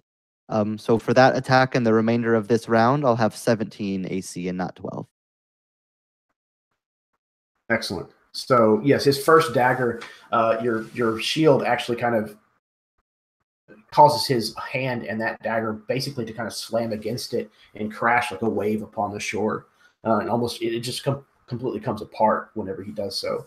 However, the second dagger he manages to kind of slide in around this arcane shield and manages to stab you for 3 points of slashing damage from this dagger. Vought, the one that had closed. Oh, that was only one of them on you below. The other one got a 19 on one of his attacks. Yeah, I'm at 17 from shield, so. Okay. That's going to be a further 3 points of slashing from that one, as he likewise gets around your arcane shield and manages to stab you with it. Vought, the one that has closed with you, manages to get a 13 on one of his attacks, but I don't know if that's going to be enough to hit you. I'm sitting at 16. It clashes against your armor harmlessly, returning the favor of your strike against his comrade earlier. And the two that held back just a step for a different tactic, both of them loose, again, some kind of ritualistic magic from their hands and send forth a acid splash, one at each of you. So I need each one of you to make a dexterity saving throw, if you would, please. Everyone in every timeline? Not for this, no.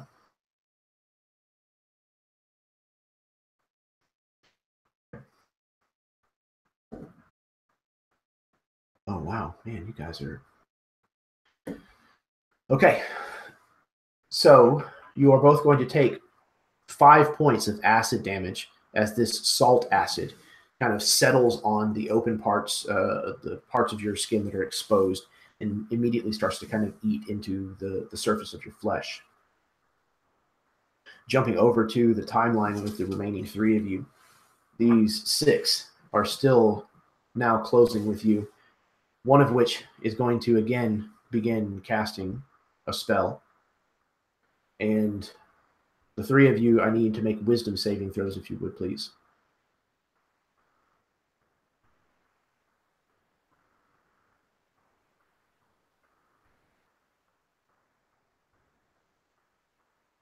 Ooh, 24, 11. Noctos with a 25. All right. So, Rith and Noctos, you are able to throw off the effects of this Bane spell. However, Shava, you are not. Once again, attack rolls and saving throws for the duration are going to be at a minus 1d4 on your end, as this curse kind of settles upon you. And just to clarify, should I roll that 1d4 now, or should I roll it every time? Every time. Okay. Yeah. Another one of them kind of holds back and begins another spell, and I'm going to need Noctos for you to roll I think it's a strength saving throw. Look it up real quick. This is why I don't run spellcasting bad guys. It's too much bookwork.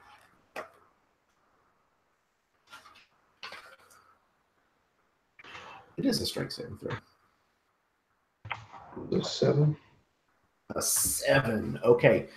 So the sands around you swirl up and start to bind your limbs as you are now under the effects of an entangle spell.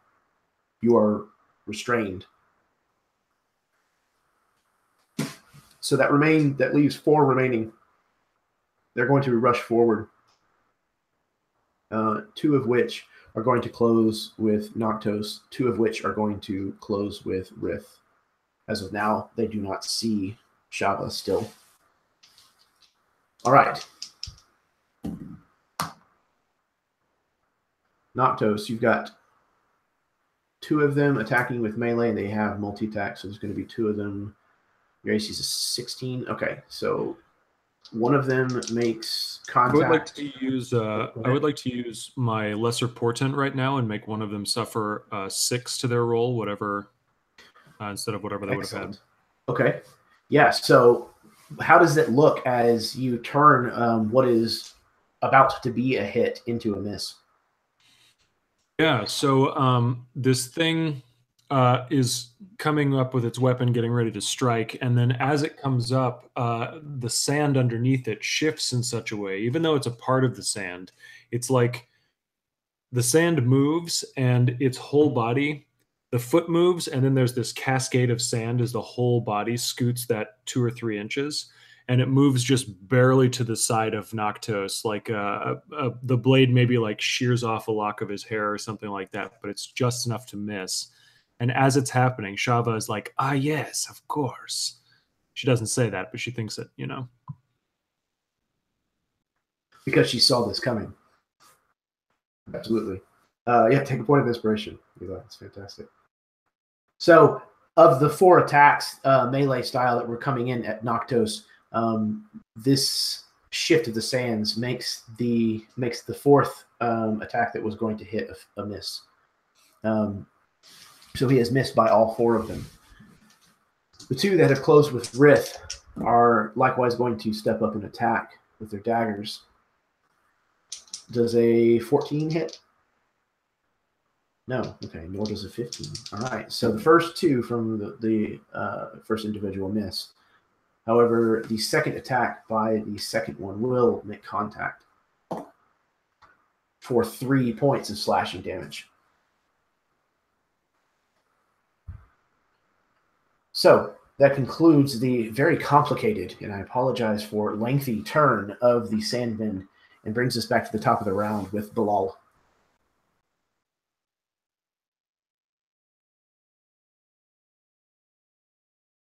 Perfect. So there, you said that there is 6 currently with us between me and Bot.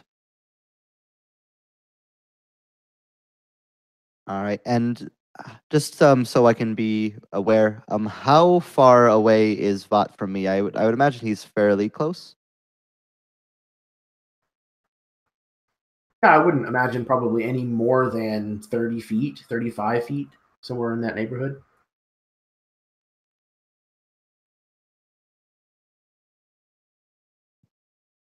All right, that's way too far then. Never mind.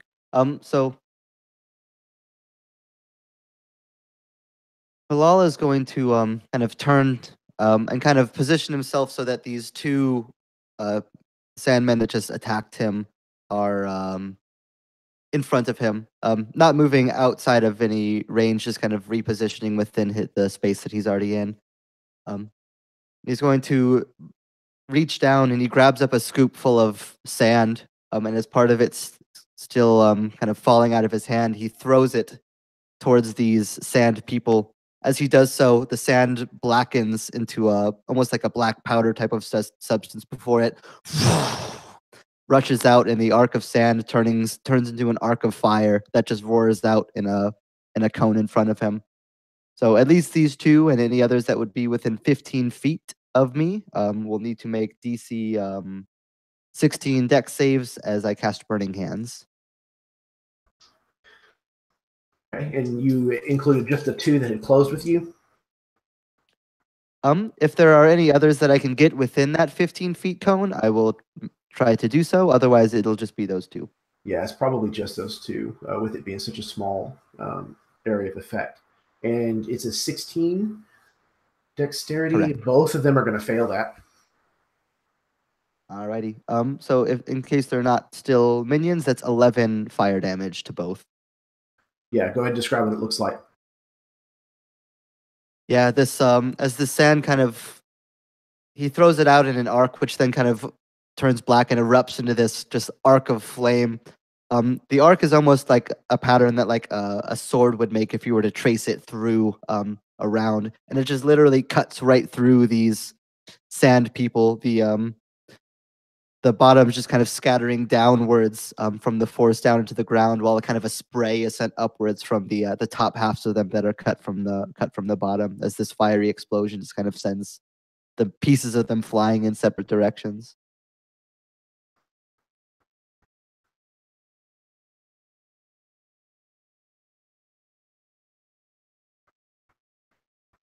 And in the other timeline, Vought, or I'm sorry, Shava, Noctos, and Rith, you see two of these creatures just suddenly, the top halves of them just bursts open like a font, as this kind of severed part of the sand that had made them up kind of flashes this bright orange and then instantly cools as they collapse to the ground without anything having even touched them. Vought, it is your turn. In my mind, I'm kind of struggling, winded, exhausted, and I'm kind of staggered at the moment. So maybe looking up at my attacker, I was going to use like a magic missile from my offhand at whomever I could hit in front of me. Absolutely. So yeah, unerringly striking. Go ahead and describe how it is able to kill one of these things. Like I said, I'm kind of like on the ground. I'm not kneeling. I don't really know how to describe a snake man hunched over, but my claws, if you will, maybe start to radiate some energy, and like a flash of green light kind of like launches forward and embeds itself in the Sandman's chest,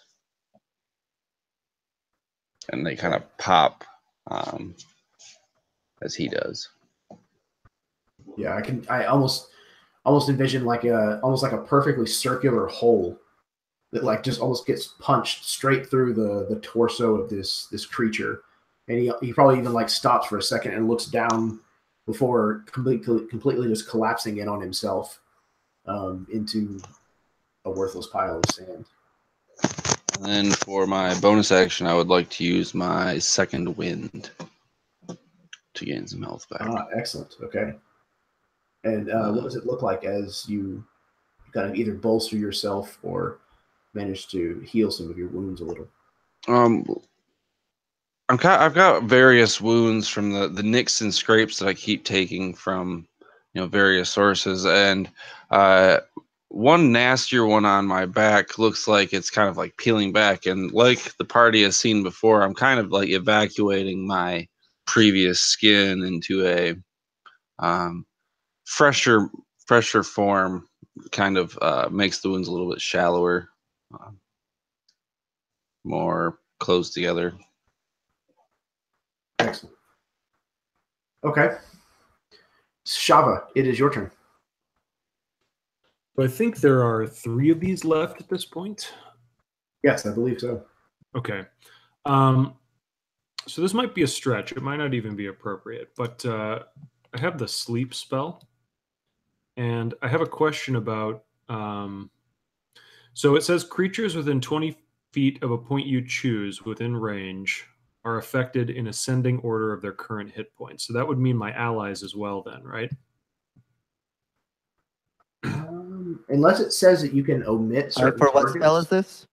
This is sleep. Is this sleep? Hmm. You can choose creatures to not be affected by sleep. Okay, cool. And I would also say that there may be some doubt in Shava's mind that these things have seen sleep in a very long time. Right. So, Yeah, that's the trouble. They'll have disadvantage because they're really tired. something like that. Yeah, you know what? I'm gonna go ahead and try it. So, what Chava's gonna do? She's inside her illusory sand berm, and she's just going to like focus her attention on her pendant. She's actually going to hold her hands over her chest here, and she's going to try to will these creatures to return to the sand from which they came. And what I need to do then is, I guess so it says roll 5d8. Do you want me to roll 5d8, or do you want me to roll a d8 and multiply it by 5? Roll the 5d8 out. Okay, cool. Usually is how you would do it. Gotcha. Well then, that is going to be, this is 9, 10, 17. So that's how many hit points of creatures this spell can affect. And as the magic kind of flows out from you and your pendant, kind of washing over these remaining creatures, you can see that it appears to have no effect on them. Yeah, that's kind of what I worried. Oh well, it was worth a shot. Okay, so yeah, she's trying, but she just can't focus enough. It's not even that she can't focus enough; it's impossible to focus that much. And she realizes that she's made a mistake. She's judged the sands poorly. And that brings us to Noctos.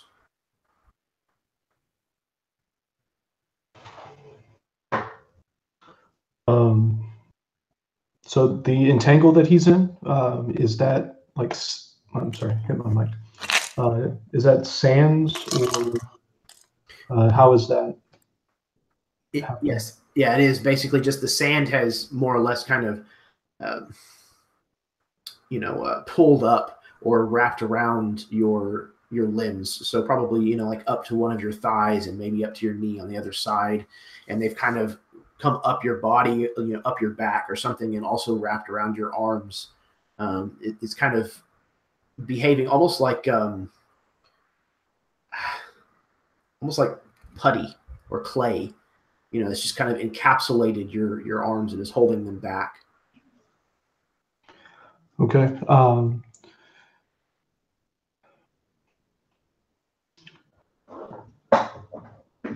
So Noctos is going to become very still and kind of relax for a moment and wait for it to kind of shift around, freeing one of his legs. He's going to murmur a short prayer to Yabala for her guidance. And as soon as that leg is free, he's going to raise it up and stomp down as hard as he can, casting thaumaturgy, trying to shift the sands around him to see if he can use that to his advantage to burst free.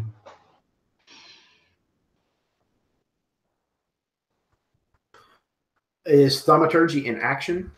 It does cost an action, yeah. Okay. Do you have a point of inspiration you want to burn? Sure. It's the only one I've got. Yeah. Okay. So what I'll let you do basically is kind of in this instance, at least, use thaumaturgy as a bonus. And then you can attempt your strength saving throw to break free of the entangle. And you can have advantage because of the thaumaturgy's help. So with the advantage, turns my 8 into a natural 20. All right. So how is it that the thaumaturgy helps you completely free yourself from this?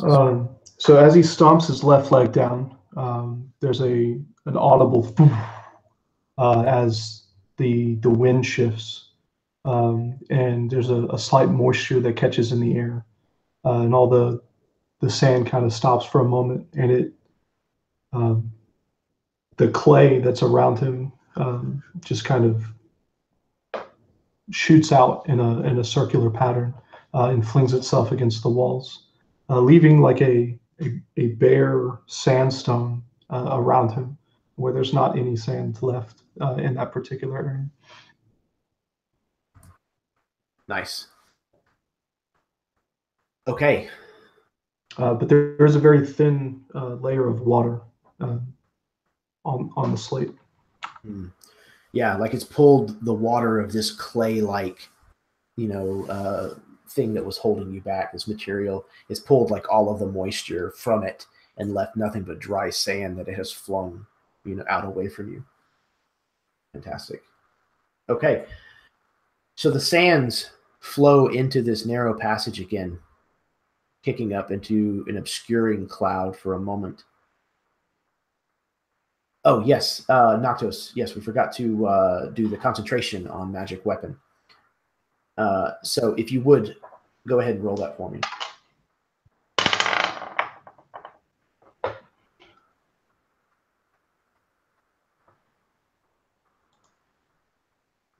Should be a Constitution. Yeah, Constitution saving throw. So 14. Good. Yeah, all you had to do was hit a 10. So even though you cannot see Vought, your magic penetrates the distance of time and is still enhancing his sword at the moment. So with the sands kind of pouring in and obscuring once more, everybody go ahead and roll your d20 again, please. This is unmodified.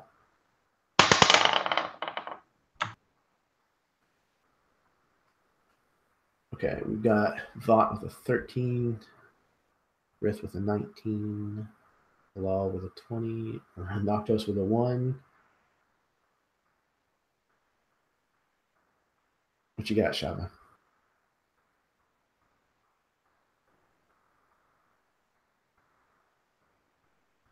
Eli? Sorry, what was that? Would you roll a d20 for me, please? Unmodified. It is a 5. Bummer. A 5. Okay. Noctos, you and Shava remain in... Oh, actually, I'm sorry. The two of you are transported to the nighttime setting, the nighttime version of this battlefield, while Rith, Bilal, and Vought find themselves in the daytime version.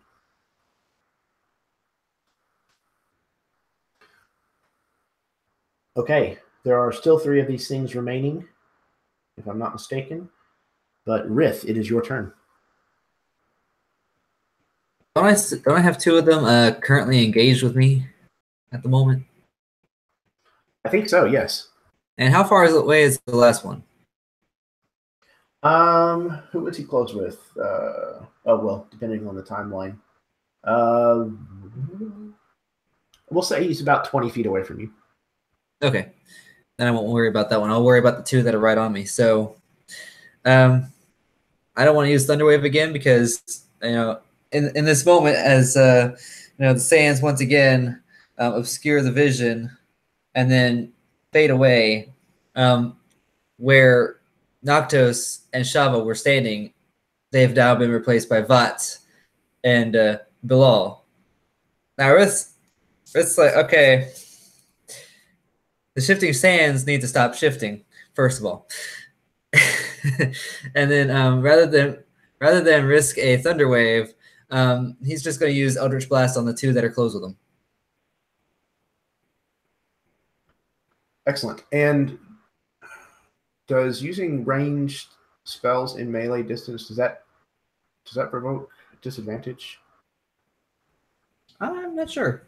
It doesn't say so. I know with ranged weaponry it does, but I can't remember if it does with spell attacks as well or not. I mean, I figure it's just as effective at close range as it would be far away, as long as I can hit my target. I'm pretty sure any ranged attack within 5 feet imposes disadvantage. Oh. Okay. So I'm pretty sure. I don't have my book on me, but I can try to find it. That's a new one I haven't heard yet. Okay. Maybe it would be better to use Thunderwave then.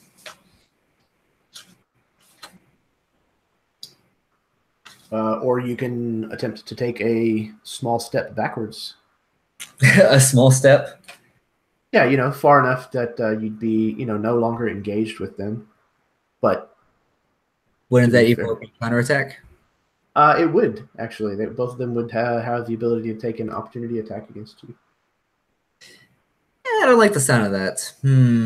Decisions. I'll go ahead and step back a few feet. Why not? Okay. Both of them will attempt a slash at you with these sand daggers. They both miss. The AC is a 16. Yep. Yeah, they both miss with a 13. Yay! So they both take swipes at you, but neither one of them makes any contact. Excellent, because Ritz's just too quick. All right. And now I'm going to cast Eldritch Blast. Now that I'm not right in their face, I might have a better chance of actually hitting because, I got to stretch up my arms.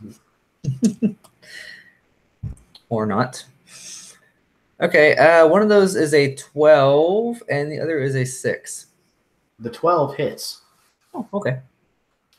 So, yeah, one of them succeeds. So what happens is as Rith goes to step backward and then has to dodge these dagger swings, he stretches out his hands hurriedly. One beam shoots out from his fingertips and contacts one of the enemies, in mid-swing. The other one, however, as he swings forward, the beam flies past his shoulder and strikes a distant stalagmite, causing minimal damage. And Noctos, you see this Eldritch Blast out of nowhere kind of sail very closely over your shoulder and strikes the stalagmite kind of behind you. A rather odd sensation, but you are safe nonetheless. Okay.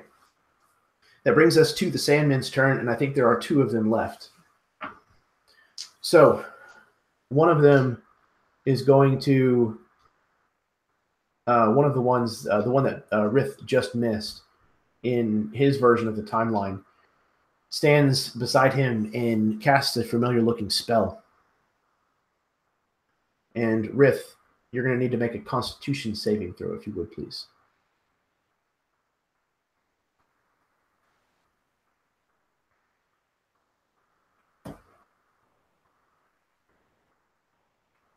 Excellent. Okay.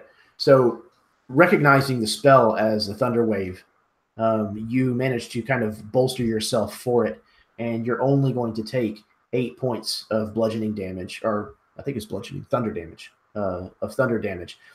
as this kind of bursting sound kind of now radiates out from this sand monk. The other of which is going to be closing with... who is in the timeline with you? It's,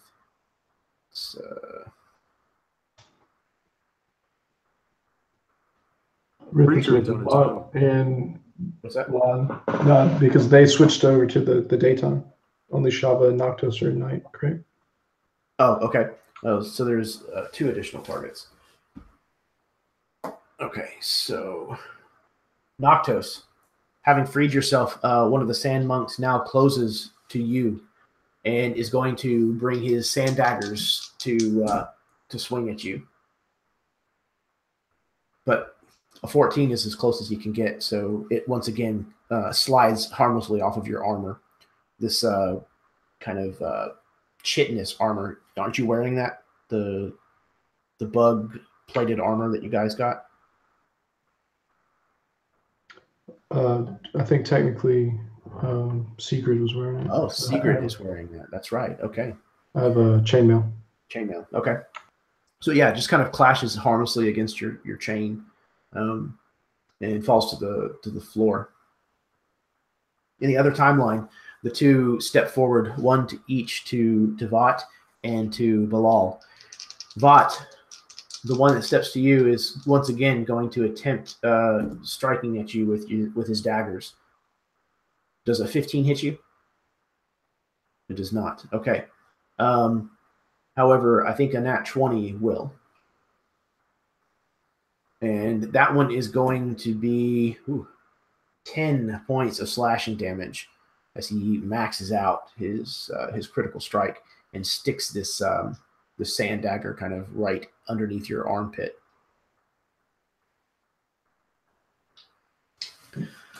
All right. And the other one closes with you, Bilal, and likewise with his twin daggers is going to strike at you. But a 10 I don't think is going to be good enough to hit you. And just to kind of clarify, because I think I might have got mixed up. So I thought me, Yes. Rith, and Vought were in the same zone. So if there's two left, okay. one already cast Thunder Wave, so I don't think there should be two to attack both me and Vought, unless I got something mixed up. No, you may be correct. I may have mixed up who was with which timeline.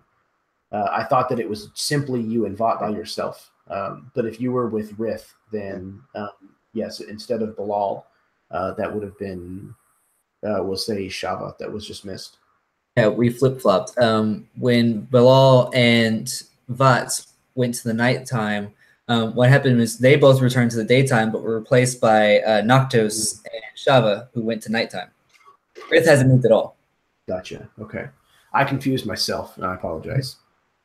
But it was a No worries. I just wanted to make sure that I had everything. No, I appreciate you keeping it straight. Thank you. So the attack misses Shava, who for a moment looked like Bilal, but only for a moment. It was a trick of the eyes and a mistake of the DM, as I'm told. So that is their turn. And that brings us back around to the top of the round with Bilal. Yeah, Bilal is going to turn towards the one that just cast this spell next to Rith, this thunder wave, this kind of explosion of sand that came off of it. He just brings a hand up towards it. A small burst of fire appears in his hand before he kind of sends it off, flying towards this thing for a firebolt, which is going to be 23 to hit, which I'm guessing will do it for 10 fire. Absolutely. Okay. And yeah, that'll absolutely finish him off. Yeah, the kind of the burst of fire just like rushes through the air towards this thing, just kind of crashing into its back after it just settles after the spell, sending just the sand of it just scattering around in a circle around it, just like the thunder wave it had just cast before it.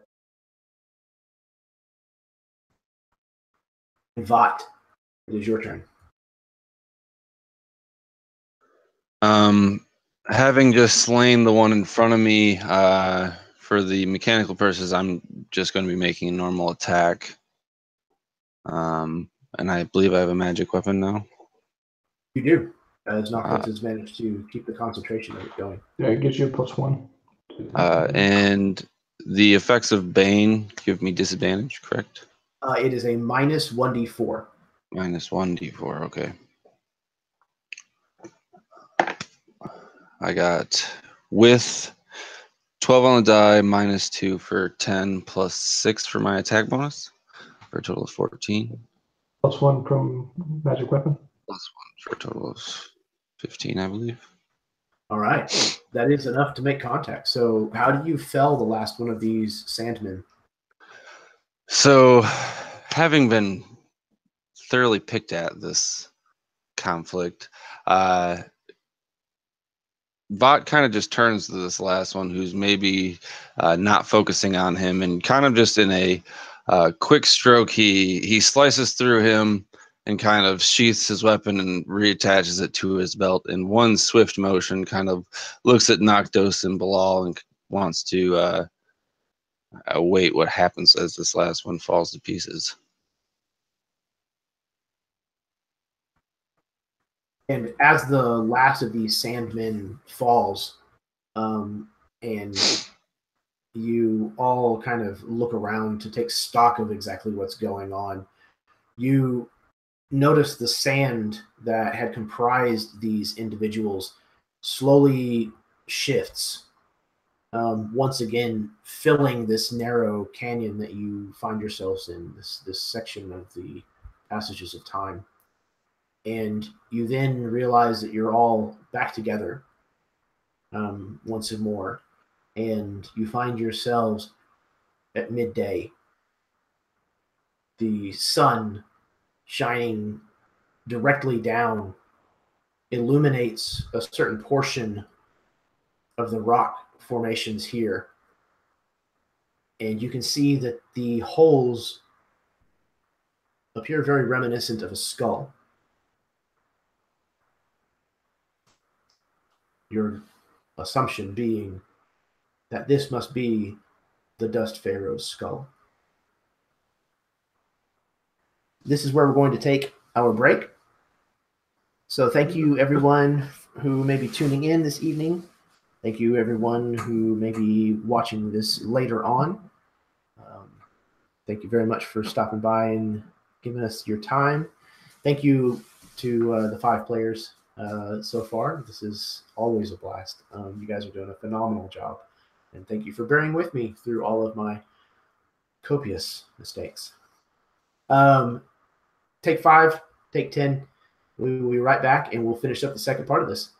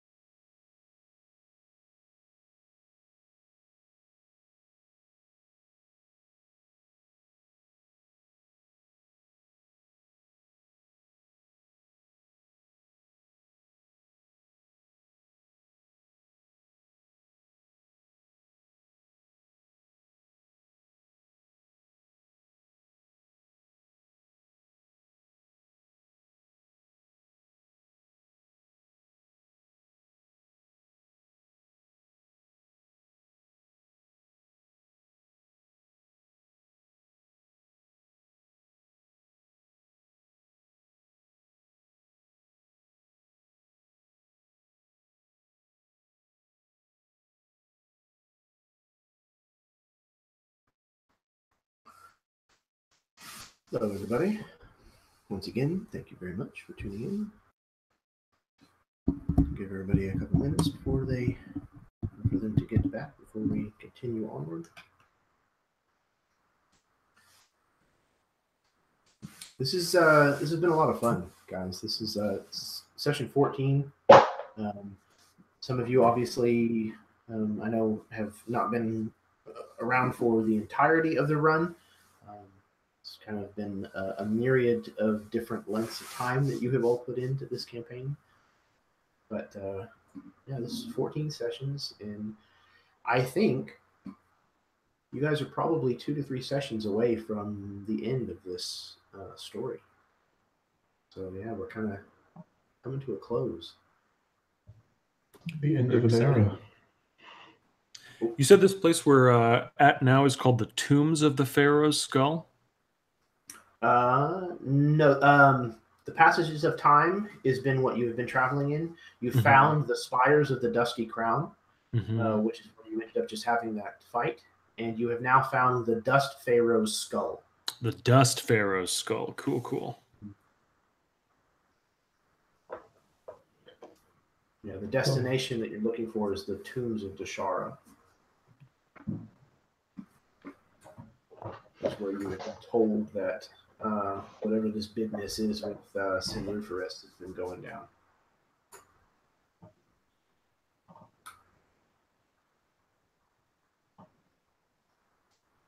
I went ahead and took the opportunity to also look up ranged attacks and close combat. It's page 195, and it does impose disadvantage on ranged weapon, spell attacks, or of any other means. Okay, good. Well, I'm glad to know that we made the right call in that situation then. I was pretty sure that that's the way the ruling was supposed to go. And it makes sense that if it's going to apply to ranged weaponry, that it would also probably apply to spell attacks that are ranged.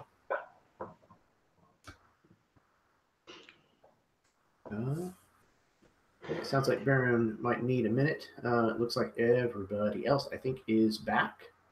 As far as I can tell, I see a part of Trevor. And Jeff has said that he is back, but he is chowing down because it's much earlier in the evening for him than it is for me. The poor guy is probably just now eating supper. And I thank you, Jeff, for being such a trooper. Playing in my games, you end up pretty much probably coming home straight from work and jumping into the game. So I appreciate it.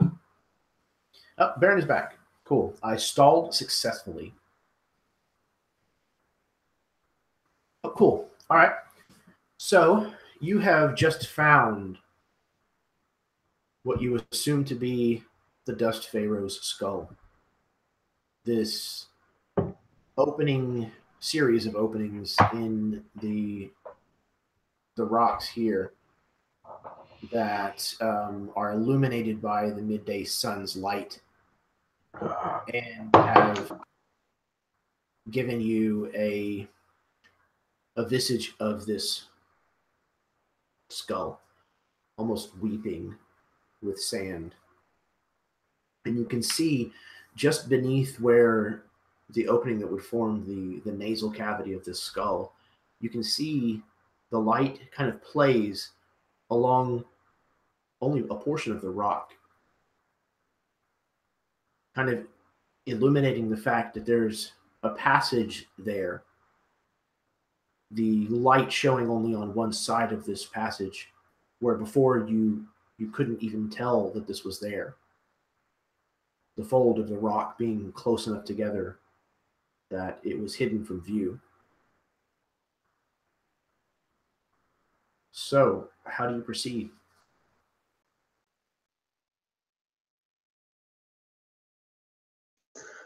I think Vought would probably, glance around, seeing that the party's back, and we've acknowledged this, figure in the rock. I would kind of, put my arm out. I believe this is what we came here to look for. And the tombs lay just beyond. Far beyond. More passages of time, more spires, more dust, something or another? Or is it literally just outside? Well, through this passageway, we will come to the Serpent's Door. And from there, we have made it.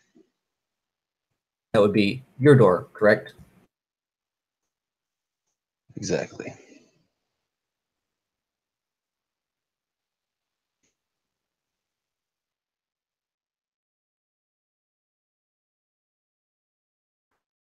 So, is the plan then to proceed? Or do you wish to stop for a respite before you continue on?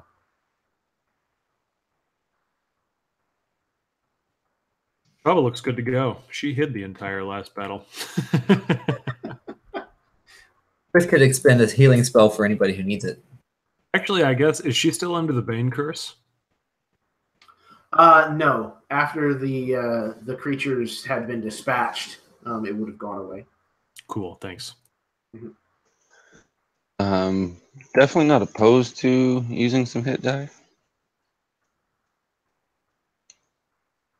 Okay. So yeah, any of you Basically, who wish to- everything that I got from my last hit die is well and gone now. the life of a fighter. Yeah, I'm in a similar spot. I could, if we wanted to take a short stop, I'd happily take it, but I will carry on if we don't want to. I'm in favor of short rest. Yeah, I'm gonna say we go ahead and pull the trigger on that one.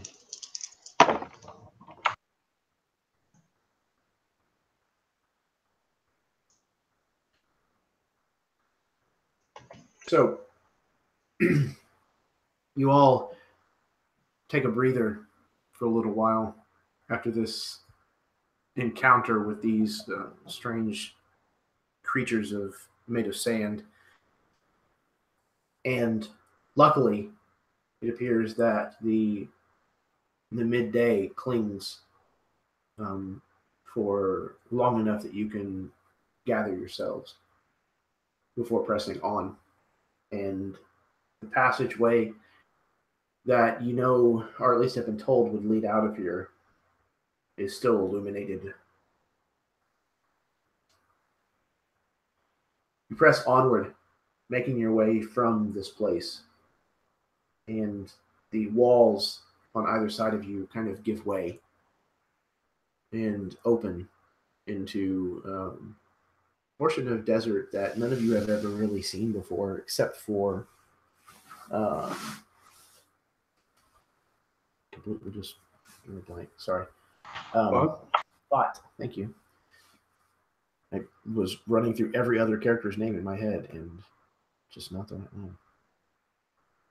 Perhaps Vought. You have been here before. But the rest of you find yourselves staring for the first time at an enormous gate. And if I can find a picture of it, it would be really awesome to show you just what this gate looks like. What the hell, man?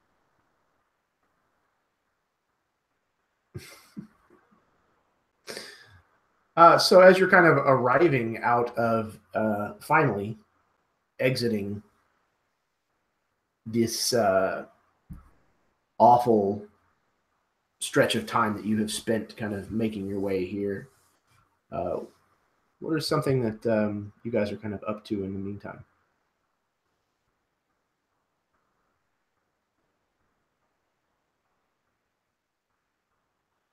I found it.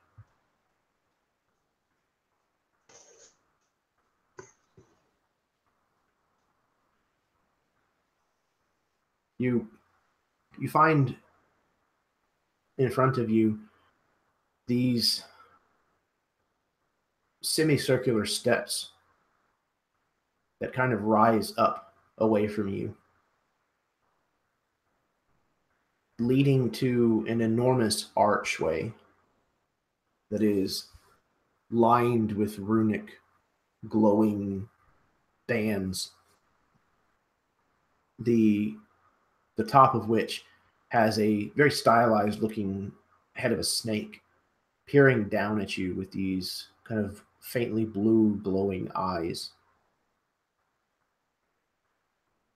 It's got a couple of odd shaped, almost blade like pillars that kind of support the archway.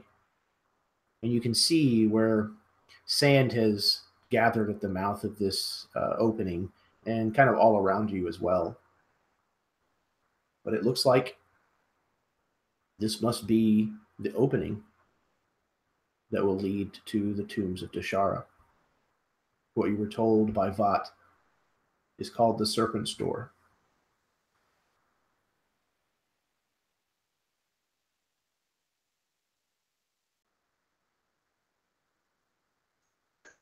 Whereas I imagine everyone else is kind of taking in the sights and marveling the architecture. Bot's head's been down. He's slow, reluctant to, ascend the steps and carry on. But he does so at his own pace.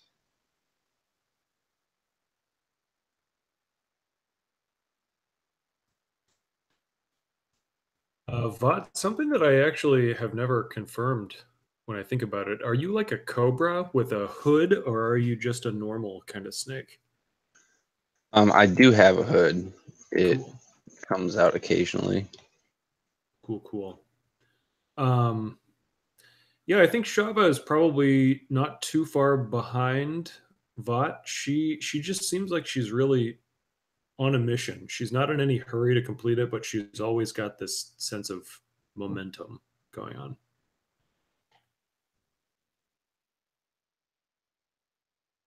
Rith is going to deviate momentarily from the group to take a look at these runic patterns by the arch. Is there any way he might be able to tell what they say? These aren't really like written out in any form of language. These are more just kind of like bands of light that just kind of bisect the material that is kind of holding this place together. So runic was probably not the best descriptive term. Yeah. Just Still. definitely magical. Okay, he'll admire the architecture then, and paying close attention to those bands of light, more as a decorative idea for that he might take into consideration later. Definitely, and there's no question that there is magic coursing through this doorway, this opening. As you all draw nearer, you can feel the presence of this. It seems to be emanating from the snake head at the top of the gate. No, that's a cat head, Eli. It's close though. This guy. Tension whore. So this snake head at the top of this archway seems to almost be peering into you as you approach.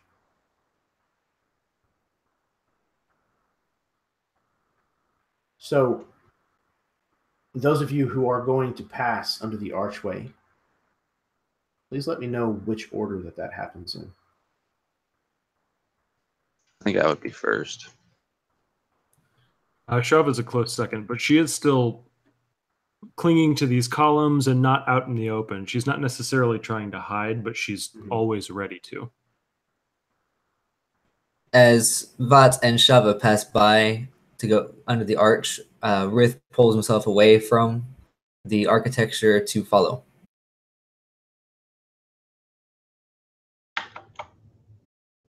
So I'll call that third. I guess I'll be fourth.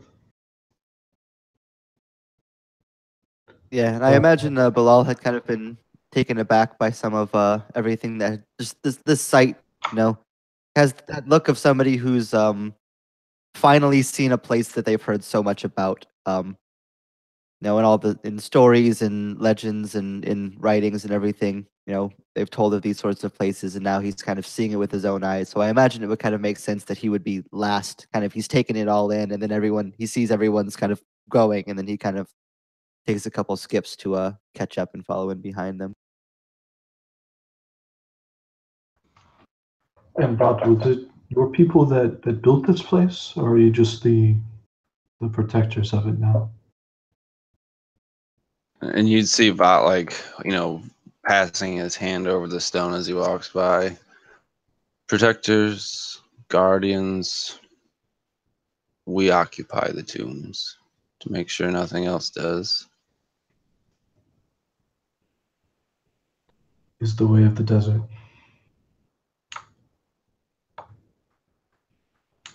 Shava, your foot crosses the threshold of the serpent's door. And all around you, the ground begins to shake and tremble.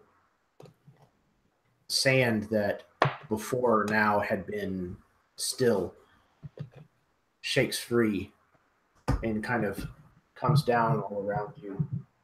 And there is a tremendous noise from behind you. All of you hear this noise and see this happening.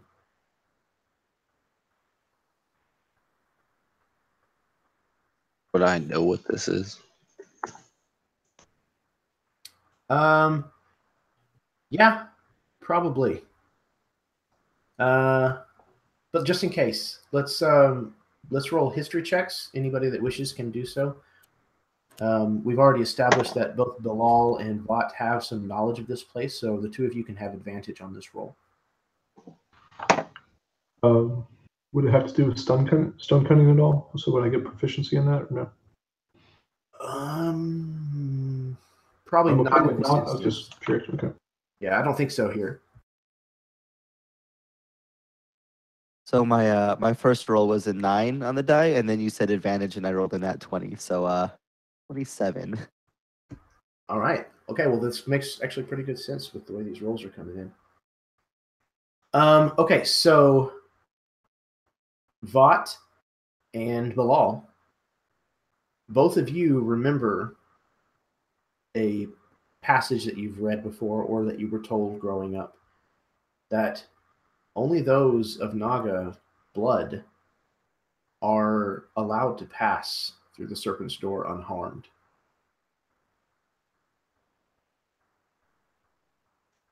So maybe, as I'm passing, kind of like perk up and like put my tail up to kind of like stop her as she's walking forward. Hold on. I don't believe any of you will be able to cross this door without some trouble. The threshold is guarded. But as you have turned around to face Shava and the others, rising up from the space of the passages of time behind them, you see the namesake individual of the last landmark that you crossed, the Dust Pharaoh himself, has risen up from the rock and the sand and is accumulating into a monolithic individual. None of the rest of you have seen this.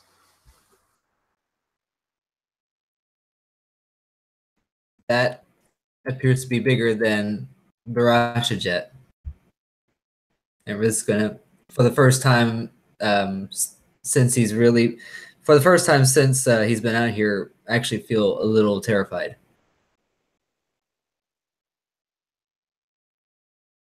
So yeah, Vought would kind of, point, prepare for battle. Indeed, prepare for battle. Everyone, if you would, please, let's get another roll for initiative. I was kind of hoping that you guys wouldn't remember. I'm pretty sure I had discussed it with Baron ahead of time that it was important to have Naga blood. So I was kind of hoping that maybe he didn't remember. so that you guys would actually face this guy. We all just stab Vat now and take his blood. I honestly did not do that intentionally. No, that's perfect, man. It worked out very well. I mean, you know. No, as it would seem, I am like repeatedly shafting you guys. So, teammate bot. Bot has got It's a lot. okay. You didn't let any of us get stabbed in the middle of the night. This time. We'll wait. Oh, man. Yeah, at least my It's, second character will get to die in broad daylight. I appreciate that. Y'all are awful. Yeah, if you come in contact with bot, I'm sorry. Okay. Shop has got a 6. And then Rith has got a 10. All right. Vot, you are able to react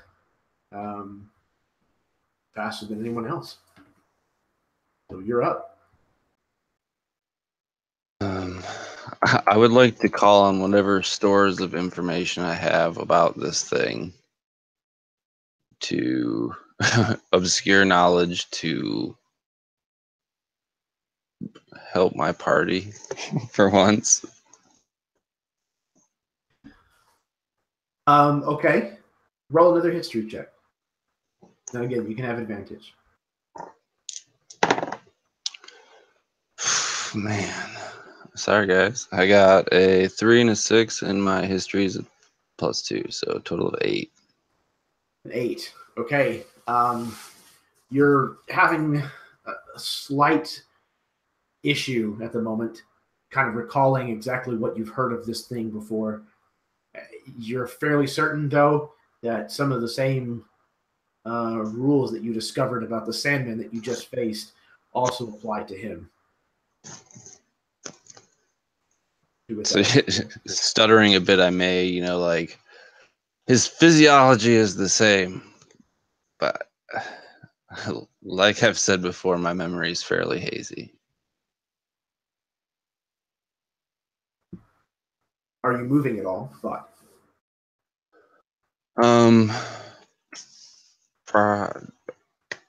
I have no. I'm in shock at the moment. I don't know what the hell I'm doing.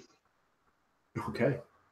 All right. Kind of stunned into stillness, inaction. Bilal, you're up. Yeah, Bilal is not quite as inactive as Vat. He's immediately going to kind of see this thing. His eyes go wide from behind the mask. But seeing that its intention is ill towards us, Bilal's going to take a couple steps kind of away from the group, probably about 15 feet, just kind of in a circle around this thing. So not moving necessarily closer towards it. About how far away is it from us? It's a decent pace. I would say it's probably about 100 feet, give or take.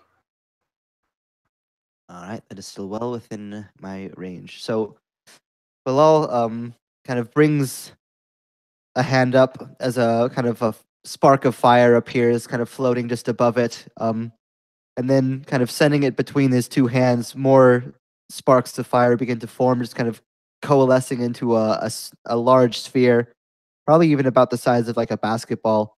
And he kind of just brings it up above his head, and before it hurls, just flying, just whizzes through the air, right at this thing before just exploding like fireworks of flame, just right on this thing's body. I'm gonna need a Dex saving throw.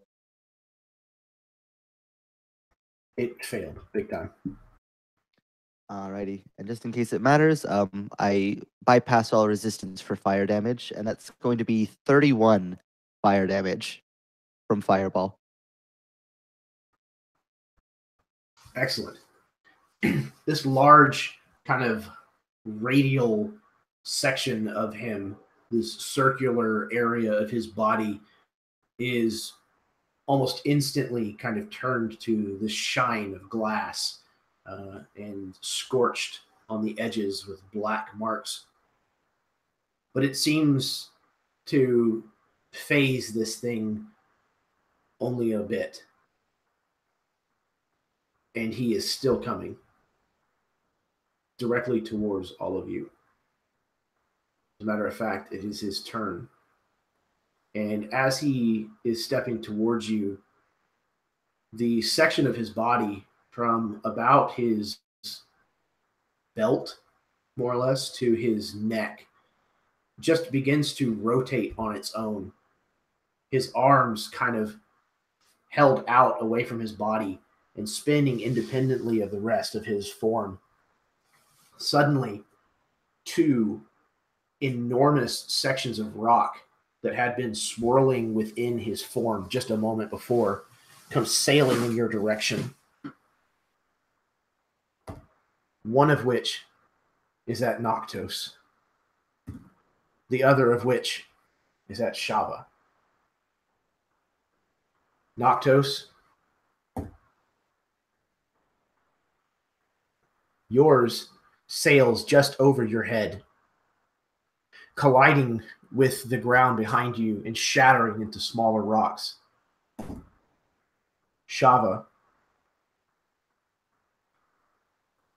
the 20, not rolled 20, a dirty 20, luckily, I think is going to collide.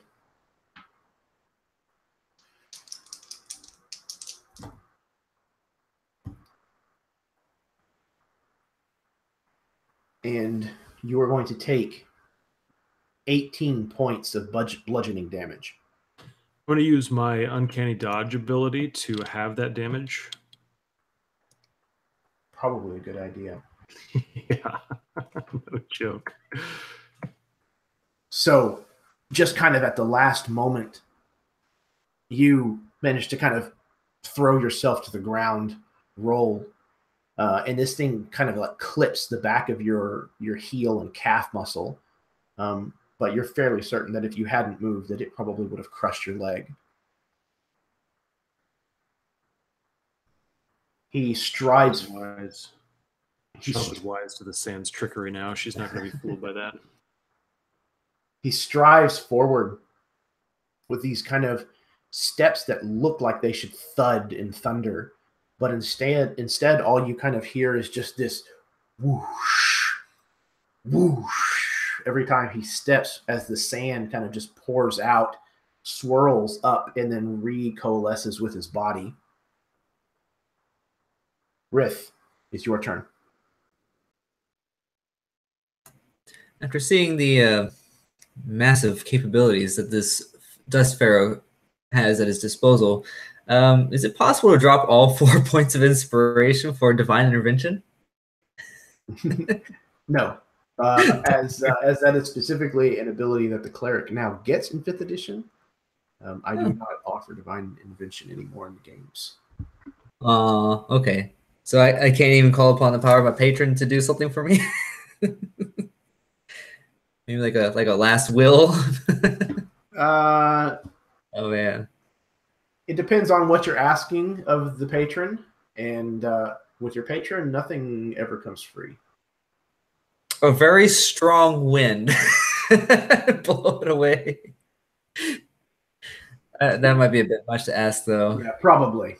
It probably would be beyond the abilities.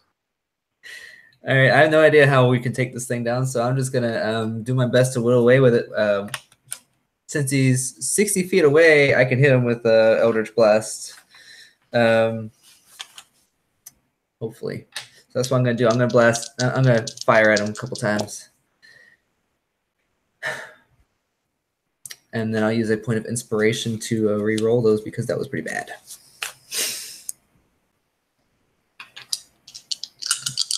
This time we're hit.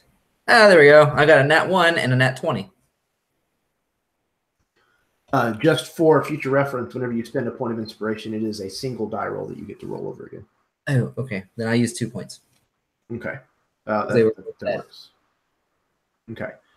So one of which was a critical hit. So go ahead and roll your Eldritch Blast damage for that one tether or missile, and double it up. Okay, as soon as I figure out which die I'm using here. I think it's a D10. Oh, there's a D10 here. Where is it? Okay, well, I'm blind. I can't read my dice tonight. I'm sorry. I'm guessing the 0 is a 10, right? It is, yes. Excellent. So that would be max out damage for 14 damage. I mean, 20. You said double it? Mm-hmm. 28. Excellent. Okay. I'll So, take, go ahead. What? I'll take that. Yeah, absolutely. So, yeah, this Eldritch Blast, one of it only strikes a rock that's kind of falling away from him, and it kind of blasts this loose rock into some pieces. The other one, however, basically goes straight through his kind of gaping mouth. That's what I was hoping for. And yeah, kind of you see like sand and rock kind of blast out the back of his what would be a skull. And he just kind of like shakes his head. And it's one of those things where this thing is so big that even as he's shaking his head, it looks like it's slow motion compared to like you guys. And he just continues to truck forward. Noctos.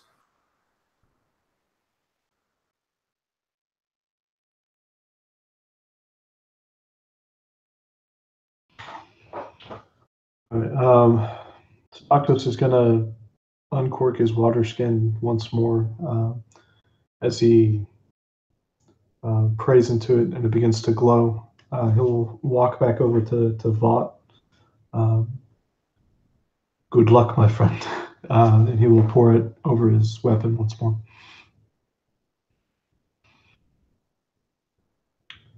You put a lot of faith in me. So he'll do that as his bonus action. And then as his action, he's going to cast a cantrip. Sacred Flame. So then, as he continues to pray into his water skin to Apollo, a small flame is produced from the water, and he'll hold it in his hand. I don't remember the range on that. Give me just a second.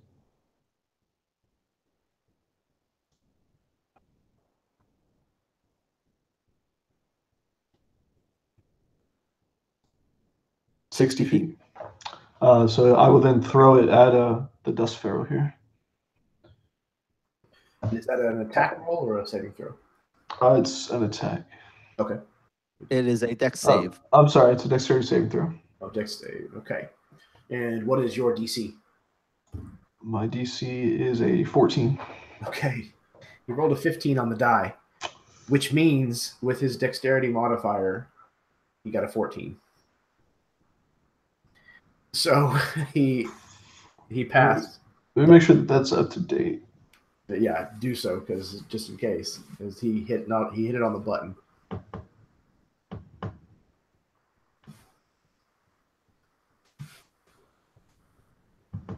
Proficiency would have changed at 5th,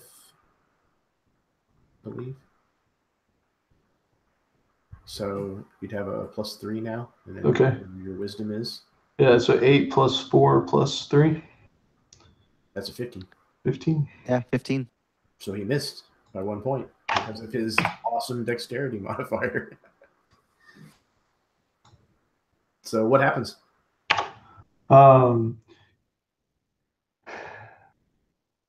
Yeah, so he produces this flame out of the water. It's kind of like a light bluish color, and he throws it at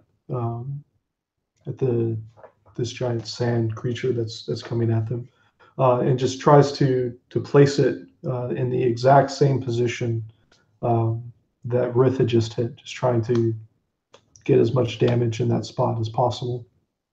And he clips him right in that location, causing the sand to cauterize in class. It's going to deal five additional points. Puts him at 64. And as these two different spells kind of both slam into this thing, and his the part of his body that's kind of been affected recoils a bit, but the rest of his form keeps stepping forward with the whoosh noise with each plod. Shava, it is your turn. So Shava is going to begin by just looking up at this thing and taking a step back, and anyone within 5 feet or so can hear her mutter under her breath, "The sands are so cruel." And then I don't know if this counts as 2 actions, but I want to throw a firebolt at this thing. It's within 60 feet, right? Or it's in within 120 feet, right? Yes, it is. Okay. So I want to throw a firebolt right up in between its eyes. And then so let's resolve that first. Sorry. Okay, so that is a 11 to hit. Unfortunately, that misses him. Yeah, that's kind of what I figured. Okay, so I throw this firebolt, but it kind of arcs up and goes over the head of this thing. And then I whip out my rapier and I hold it out toward Noctos, who I imagine is pretty close by me. And I look at Noctos and I say, "Only the waters of life can stand up to the sands." And I'm holding my sword out meaningfully.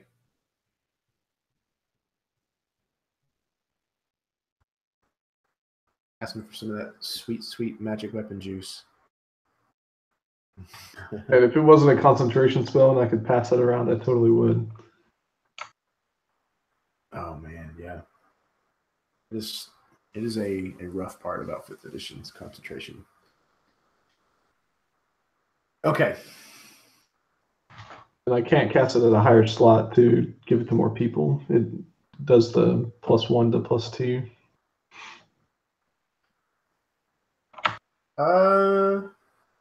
You know what? I'm gonna say that you can choose to do either, if you wish. It won't do both, but you can choose to either cast it at a higher slot to increase the magic effect on one weapon, or you can spread the effect to more than one weapon. It doesn't jump up again until 4th level spells. I don't have any of this. Well, then wah. I can't do that for you. All right. So we are back to the top of the round to Vat. We're now up. How close is this thing? You said 60 feet. Correct. So Bot would probably go to how big is this thing? It is huge size category. So it is Huge. probably somewhere near 30 feet or so. So yeah, I think Vought kind of snapping out of the funk he's in. He's going to kind of charge this monstrosity and try and use his action to get its attention away from the party and towards him. Okay. So let's call that either an intimidate or a performance. I'm going to go with intimidation, I believe, is what I'm good at. Yes. For 19 on the die, +5 for 24. Okay. So as you kind of shout and make your way speedily kind of off to one side, this thing's body kind of continues forward for a couple of steps, though its head not turning in the way that a human would turn their head, but more just kind of like from the neck up, just kind of rotates more towards you. Bilal, you're up. Yeah, Bilal is going to continue kind of slow walk away from the from the rest of the party, so they're not bunched up. So he's still keeping himself 60 feet from this thing, but about 30 feet away from the party now at this point. And as he kind of takes a couple steps through the sand to get there, he's going to turn back towards this creature, bring up his hand again. First one small sphere of fire, then a second, then a third, as he readies, and then the three of them rush towards this thing, casting Scorching Ray. So that's 3 attacks. There's a modified 20 and a 21, which I'm guessing will hit, but there's a 15 that I'm not sure about. All 3 of them will actually make contact.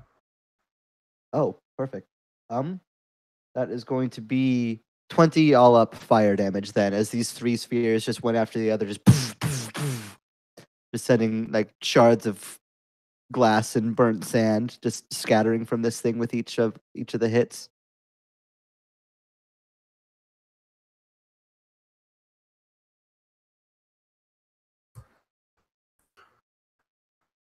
And as these 3 orbs of fire hit, he kind of lets out this kind of sound that it's not really a scream or a yell. It sounds more like the sound of a windstorm.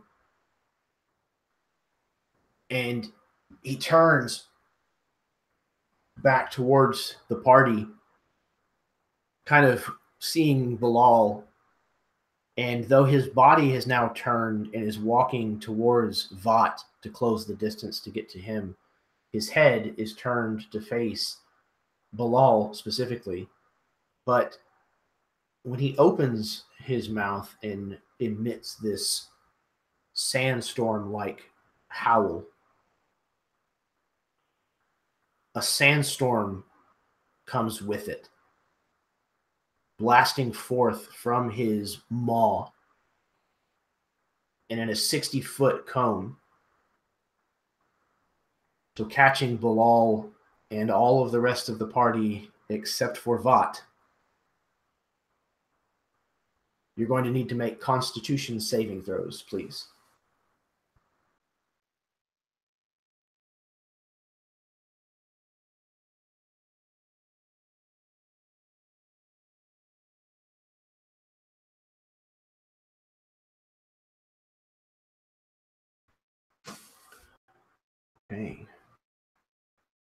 Okay. So Bilal, the only one able to somewhat shield himself from the force of this extreme wind and blasting sand, is going to take half, while the rest of you will take full of this bludgeoning. 27 points is full. I'm gonna uncanny dodge again to just take half of that. Can you? Because I think it has to be an attack. Oh, and this isn't an attack. You're right. Yeah, okay. Yeah. If you have, well, no, even evasion, I don't think would work because it's con and not dex. Yeah. Real quick, was that considered magic? No, it would not be. It's Okay. physical damage. Well, I'm at -8. Well, you stop at 0. Well, okay. But I'm yes. at 0. Okay.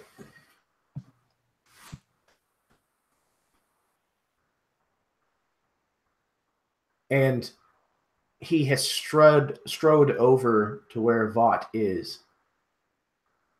And as he finishes breathing this sandstorm, and you see that Shava drops to the ground. His head kind of now rotates back around for the proper orientation and looks down at you, Vought. However, luckily, that is the only thing he can do in this round. Rith, it is your turn. Excellent. That being said, I'm at 1 HP. But Shava is a priority at the moment as being dying. So Rith's nearby Shava should have been right next to her actually. Yeah, we're very I'm close. gonna go ahead and use my Cure Wounds spell to prevent her from dying. We're not having that again. But I'm going to cast it as a 2nd level spell. And let's see, that's a 1d8 plus spellcasting ability modifier. Where's my d8? Yeah, because you cast it at 2nd level, it should be 2d8. Yeah. 13, 14, 15, 16, 17. 17 for Shava. Rith, what does it look like as you kind of bring Shava back from the brink with this spell? Trying with all the might left in this almost dead itty-bitty gnome, there's not a whole lot of nature to draw from here outside the sands. The sands are rather dry. They're not very helpful for healing. But trying the hardest he can to evoke just something, anything. He has to dig into one of his water skins and use up what's left of Khalid's water just to wet his hands and be able to make this Cure Wound spell effective as best he can on Shava. To there's a brief flash of green white light, and then she should be able to sit up at that moment. Probably mildly confused, I'd imagine. Do me a favor, if you would, Trevor, Mhm. and go ahead and roll an additional d8. Oh, okay. Do you want me to put a modifier on that or just base? No, this is just the base roll. It's 2. Okay. Because you used Khalid's water for this spell, a portion of his vitality basically has flowed into Shava. Shava, your hit points have increased by 2 points. Not just your current hit points, your hit point maximum. Oh, wow. You're welcome.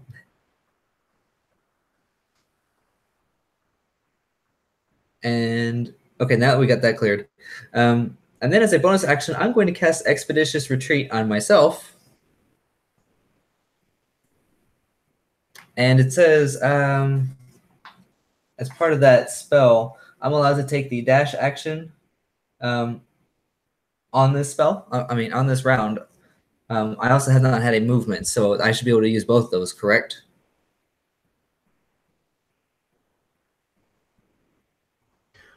One more time, sorry. Okay, as a bonus action, I want to cast Expeditious Retreat. Yes. On myself. Mm-hmm. And one of the things that it says I could do that is during this turn I could use the dash action. Since I have not used a movement, can I also do that on top of the dash?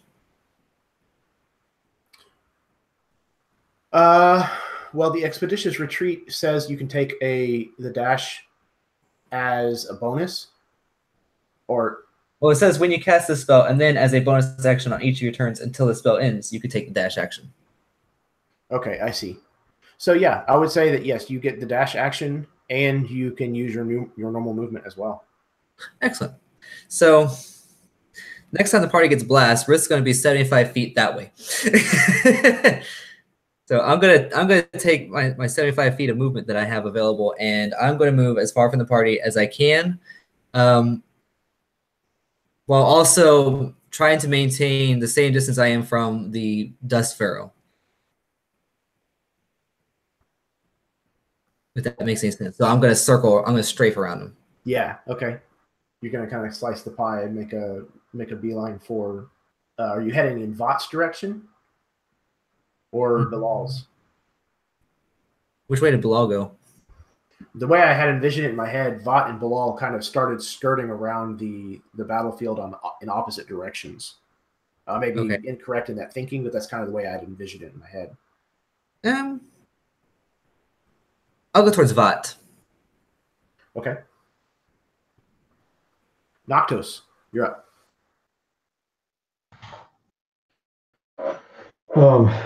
Having seen Shava fall, his rapier blade hitting the ground. He's gonna change what he's doing. Like, I realize that you're back up, but as a bonus action, I'm gonna cast Mass Healing Word. So up to 6 people within 60 feet. So Rith just went 75, so he's just outside. But everybody else is going to gain 5 additional hit points.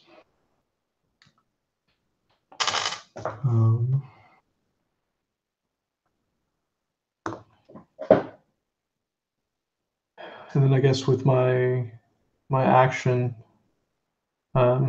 since you're allowing that, I'm going to cast Cure Wounds as well on Shava, because he was still hurting pretty bad. No, I'm actually almost full at this point. I'm 6 away from full, so you don't have to do that. If you don't Then want. I'm going to give it to myself, because I'm Okay. pretty bad. I appreciate it, though.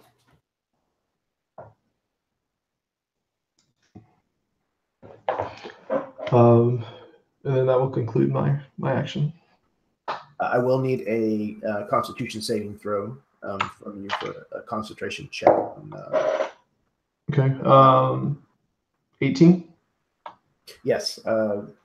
It was half the damage you took, so it would have been, a DC of 13. So Thank you. Absolutely managed to maintain the spell. Excellent. And what is the Dust Pharaoh at, if you would? 84. Perfect. Thank you. Shava, it's your turn. All right. Well, Shava experienced what it is like to be taken by the shifting sands in this past round, and she is not having it. So she has a movement of 30 feet, but she can take a bonus action to dash. What is a dash action? I'm sorry, I don't know. You are able to use your movement as the bonus action. So you essentially, get an additional full move out of it. Cool. So that means I can take 2 moves and cast a spell, for example. Yeah. Or make an attack because of the cunning action. You know what I think I would rather do? I'm going to use my normal movement action to move 30 feet away from these folks. It might not be enough to really get outside of the range, but I want to just run away from them to where I'm separate and then use my bonus action to hide and then make an attack action. Okay. Yep. Cool. So hide is a stealth roll, I suppose? Yes. Okay. Cool. I'm going to try this other D20 out. This one's not been treating me right. Okay. So that is... Oh, God. Ugh. It's a 9 on my hiding roll. Okay. So you managed to kind of move away and tuck yourself against, a broken piece of one of the boulders that he threw before. Mm-hmm. But it's just really not that large of a chunk. Yeah. So you think you're partially shielded, but you definitely don't get the feeling that you're actually hidden. You know what? I'm going to spend an inspiration. I really want to hit this stupid dude. So that's 18 total. Okay. Typically, you have to use your inspiration before you know the result. Oh, I'm sorry. Okay. I won't do it then. I just failed. No, it's okay. It's okay. Just going forward, so that we know that that's how it's supposed to be done. Cool. So, you kind of duck behind this thing, and you just you're not as hidden as you should be. So maybe you call upon your pendant, and you're able to kind of pull some of the sand in the area around to create a little bit more of a barrier, to kind of create enough of a space for you to hide behind. Sounds good. And then from there, I'm going to do Firebolt again, right up toward this thing's eyes. But because I'm hidden, I have advantage, which means I also get sneak attack dice, I'm pretty sure. Okay. So it's a 21 to hit this thing. Yes, that will absolutely make contact. Good, good. And then that's a D10, I think, for this guy. D10, yeah. So I need to pull out a D10. D10 plus 3d6. Okay, this is the first time I'm rolling sneak attack damage, I'm pretty sure. So it'll be up to Jeremy Yeah. to allow it, but you actually only get sneak attack on weapon attacks by raw, not spells. Okay. What do you think? If he wants to be nice and add it, that'll be up to him. But that's not technically how sneak attack works. With a targeted spell, I think I'm okay with it. Okay. Yeah, with one that actually requires a hit roll, yeah, I think it can. I'm okay with it making sense. Okay. Oh, and damn, I'm fifth level, so that actually is 2d10. So I got 9, 10, 15, 18 damage against this thing.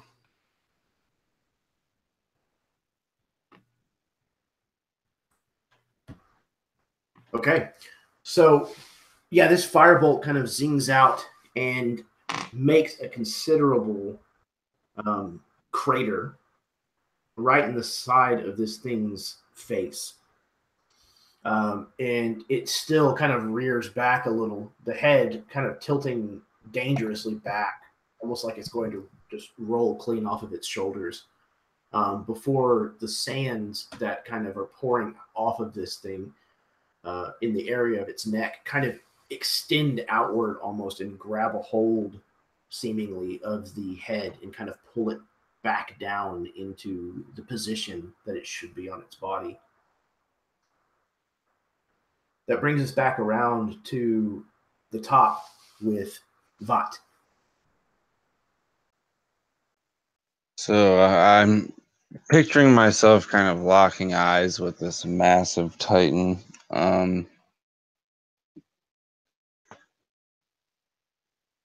I'm gonna make the foolhardy move and try and attack it, I guess. 24 to hit. Absolutely.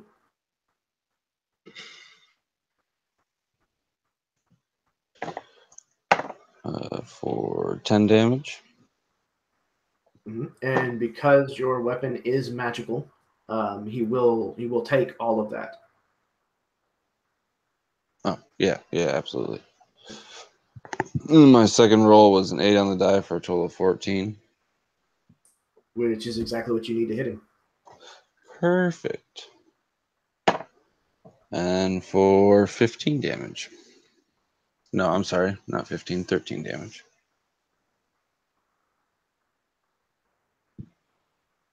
I'm doing the math right.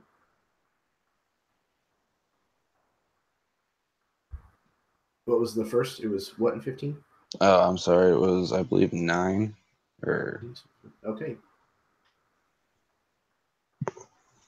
Yeah, that can't quite be right, Mike. 9 and 15 is 24. Yep. Okay. So, Baron, describe to me what it looks like, if you would, as Vought finishes off the Dust Pharaoh. Okay, so in my mind, I was not picturing anything as climactic as that. I figured I was kind of just slicing at this thing's ankle or something.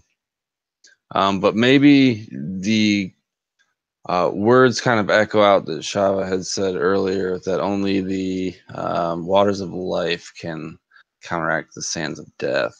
So by my sword kind of penetrating this thing's form, you kind of see like the tendrils of water come off my sword and enter its form and start to spread slowly at first, but escalating quickly. As this thing kind of goes to move, it kind of just starts to collapse on itself. Like a faint blue glow to it. And the enormous pieces that kind of comprise this enormous being of rock and sand tumble in on themselves and collide with the ground, causing this momentary plume of dust and sand to be kicked into the air. And as it all settles, you watch as the grains of sand and the small pieces of rock kind of slide along the ground, tumbling, disappearing back into the passages of time, as if this being had never been.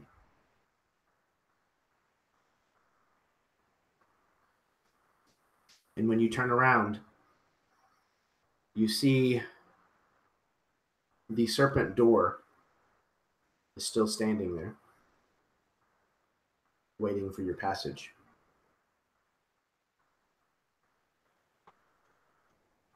Is this like some sort of like actual door, or? No, it looks the same as it did before. No difference. I guess I might have missed. I know there was like the archway. Was that what was considered the door? It is. Okay. Yes.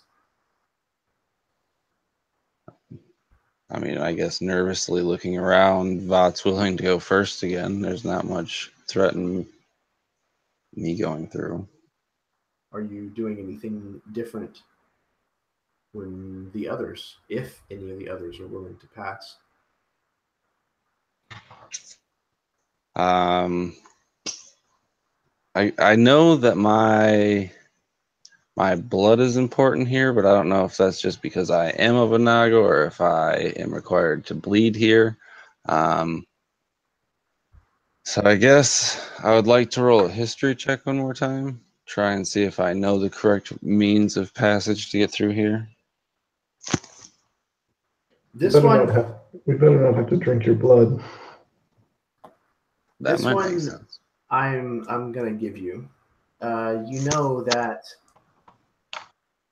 a being has to have Naga blood on them, in them, something, and not in a teeny tiny amount, not in a copious amount either, but in a significant amount in order to pass through this doorway unharmed.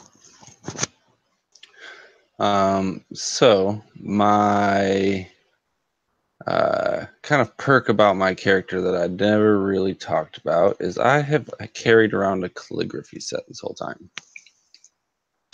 And I think this would be the point where I would break it out and kind of like set it up very ceremoniously, except for when like it all gets said and done, the brush is actually like some sort of knife.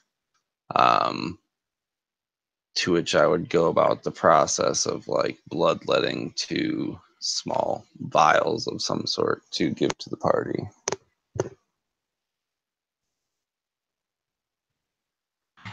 I think you should paint us with your calligraphy.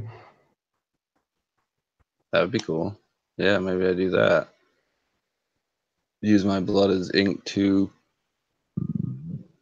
put some sort of ward or...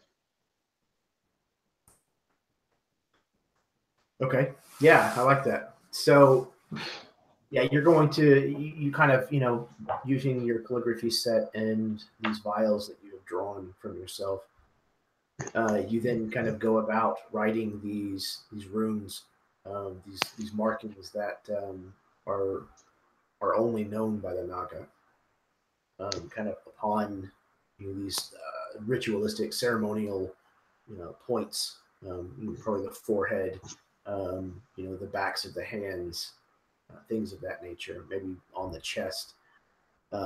Is anybody saying or doing or resisting this application?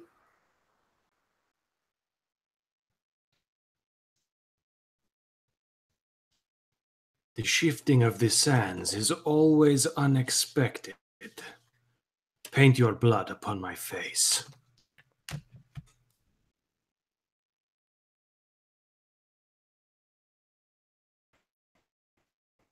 I proceed to do so, of course.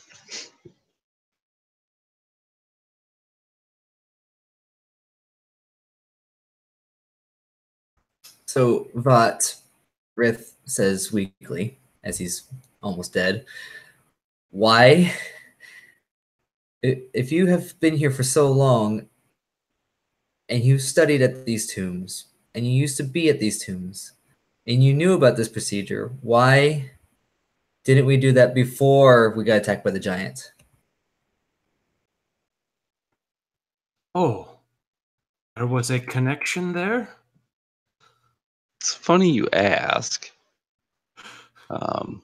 Maybe there's like some sort of curse for Naga who disgracefully leave to where they forget things and only can remember them at a price. What you're telling me is, even though we're painted with blood, there may still be a chance that this won't work. Hey man, I'm not the best teammate to keep around. Shavo was getting ready to call you a fool, and then you went off and self-deprecated.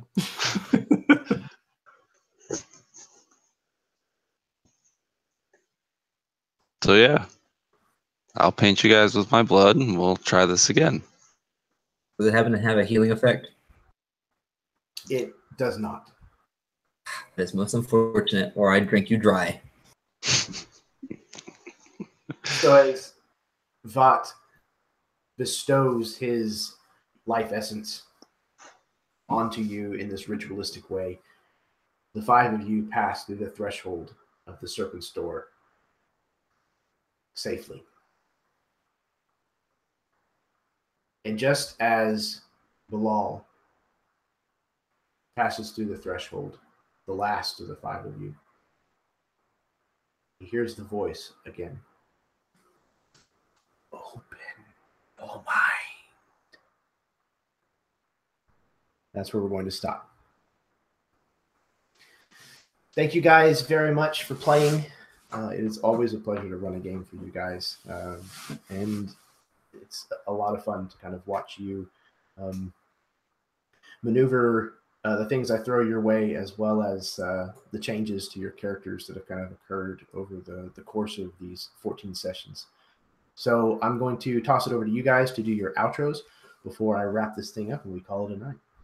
So, Jeff, if you would please take us out.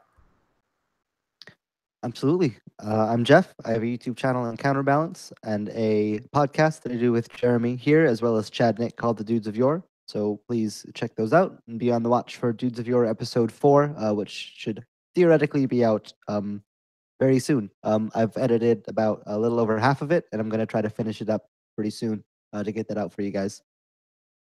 Yeah, it's a blast as always.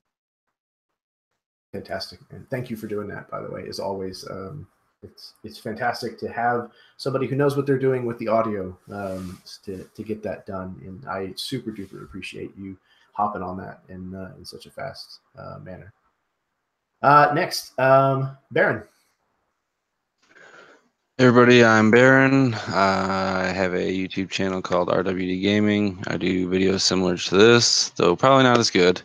I played Vought, who was a less than productive member of the party this evening, but hopefully he can redeem himself in the future. I also always have a great time in these games, so always a pleasure to be back. Absolutely, man. And thank you very, very much for playing. And the games on your channel are absolutely as enjoyable as these. Definitely go and check them out. Once again, the description of all these channels that you're hearing about, keep doing that. They're not the descriptions of their channels. They're the links to their channels, and they're in the description down below. So, continuing right along, Trevor, you're up. Thank you all for the time and the opportunity to be here. To be honest, I was the way you described the passages of time earlier, I was expecting that to be much longer than it was. That was we just straight through. Yes, you guys tended to roll really, really well on those skill challenges, so it made short work of it for sure. I was expecting to have to climb a wall or just start smashing them down or something, but hey, whatever gets us through it. But the giant was not expected at the end. nor was I expecting to be so close to death like Shava. So I'm thankful for having 1 more HP. Maybe we can fix that next time. But until session 15, we may never know. So I'm hearing do more damage. That's what I'm hearing. Combat Yeah, immediately. kill me. And speaking of Shava, Eli, you're up. Yeah, thanks again for another great session. Thanks again for nearly killing my character. Thanks again for putting us all in mortal danger and terrifying us every step of the way. I'm Eli Kurtz. I have a company, Mythic Gazetteer. We publish games mostly for Savage Worlds, but like I said, I'm working on a Quiet Year hack right now. And I also just started playing Blades in the Dark, and it's pretty cool, so I'm sure there's a hack coming along there at some point in time. They just came out with a license, which is pretty exciting. But yeah, you can check me out on YouTube, Twitter, Facebook, wherever. I'm all over the place. Yeah, man, I'm excited about getting the chance to play that. I've heard a lot about it. So, and last but certainly not least, Mike, you're up. Just want to thank everybody again for getting together to play. You're transforming again. If you just want to, since it's the last words you got for the evening. Did that fix it? It did not. It did not.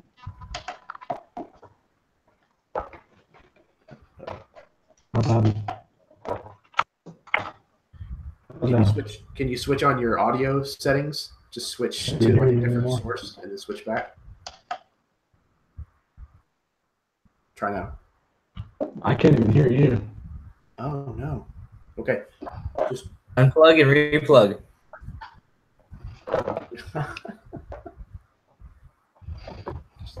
Okay. Nothing. I'm going to put in chat for him to just go for it. Should be able to get that. Maybe. The only thing I wanted to promote was your dump stat. Everybody's got a dump stat, and mine really screwed me in our live game the other day. I stayed the entire combat without being able to pass an intelligence saving throw. So go dump stats. If you're going to tout the glory of something, then a dump stat, why not? You know, they don't get enough love as it is. So, well, everybody, thank you so much for watching, whether you tuned in live tonight or whether you may be watching later on at some point, as well as thank you to my 5 players, including the one who just had to leave the game and is now back. I love this hobby so much, and whether I'm playing or running a game, just the fact that I get to do this is a source of tremendous pride and joy for me. So the fact that I can gather 5 people up who want to play in the stuff that I'm coming up with, as well as add to it, is a phenomenal feeling. And even more so that there are people out there who aren't taking part in what we're doing but want to watch it. So it's very, very flattering. And yeah, thank you. And until next time, may your dice roll high and your snacks always be within reach.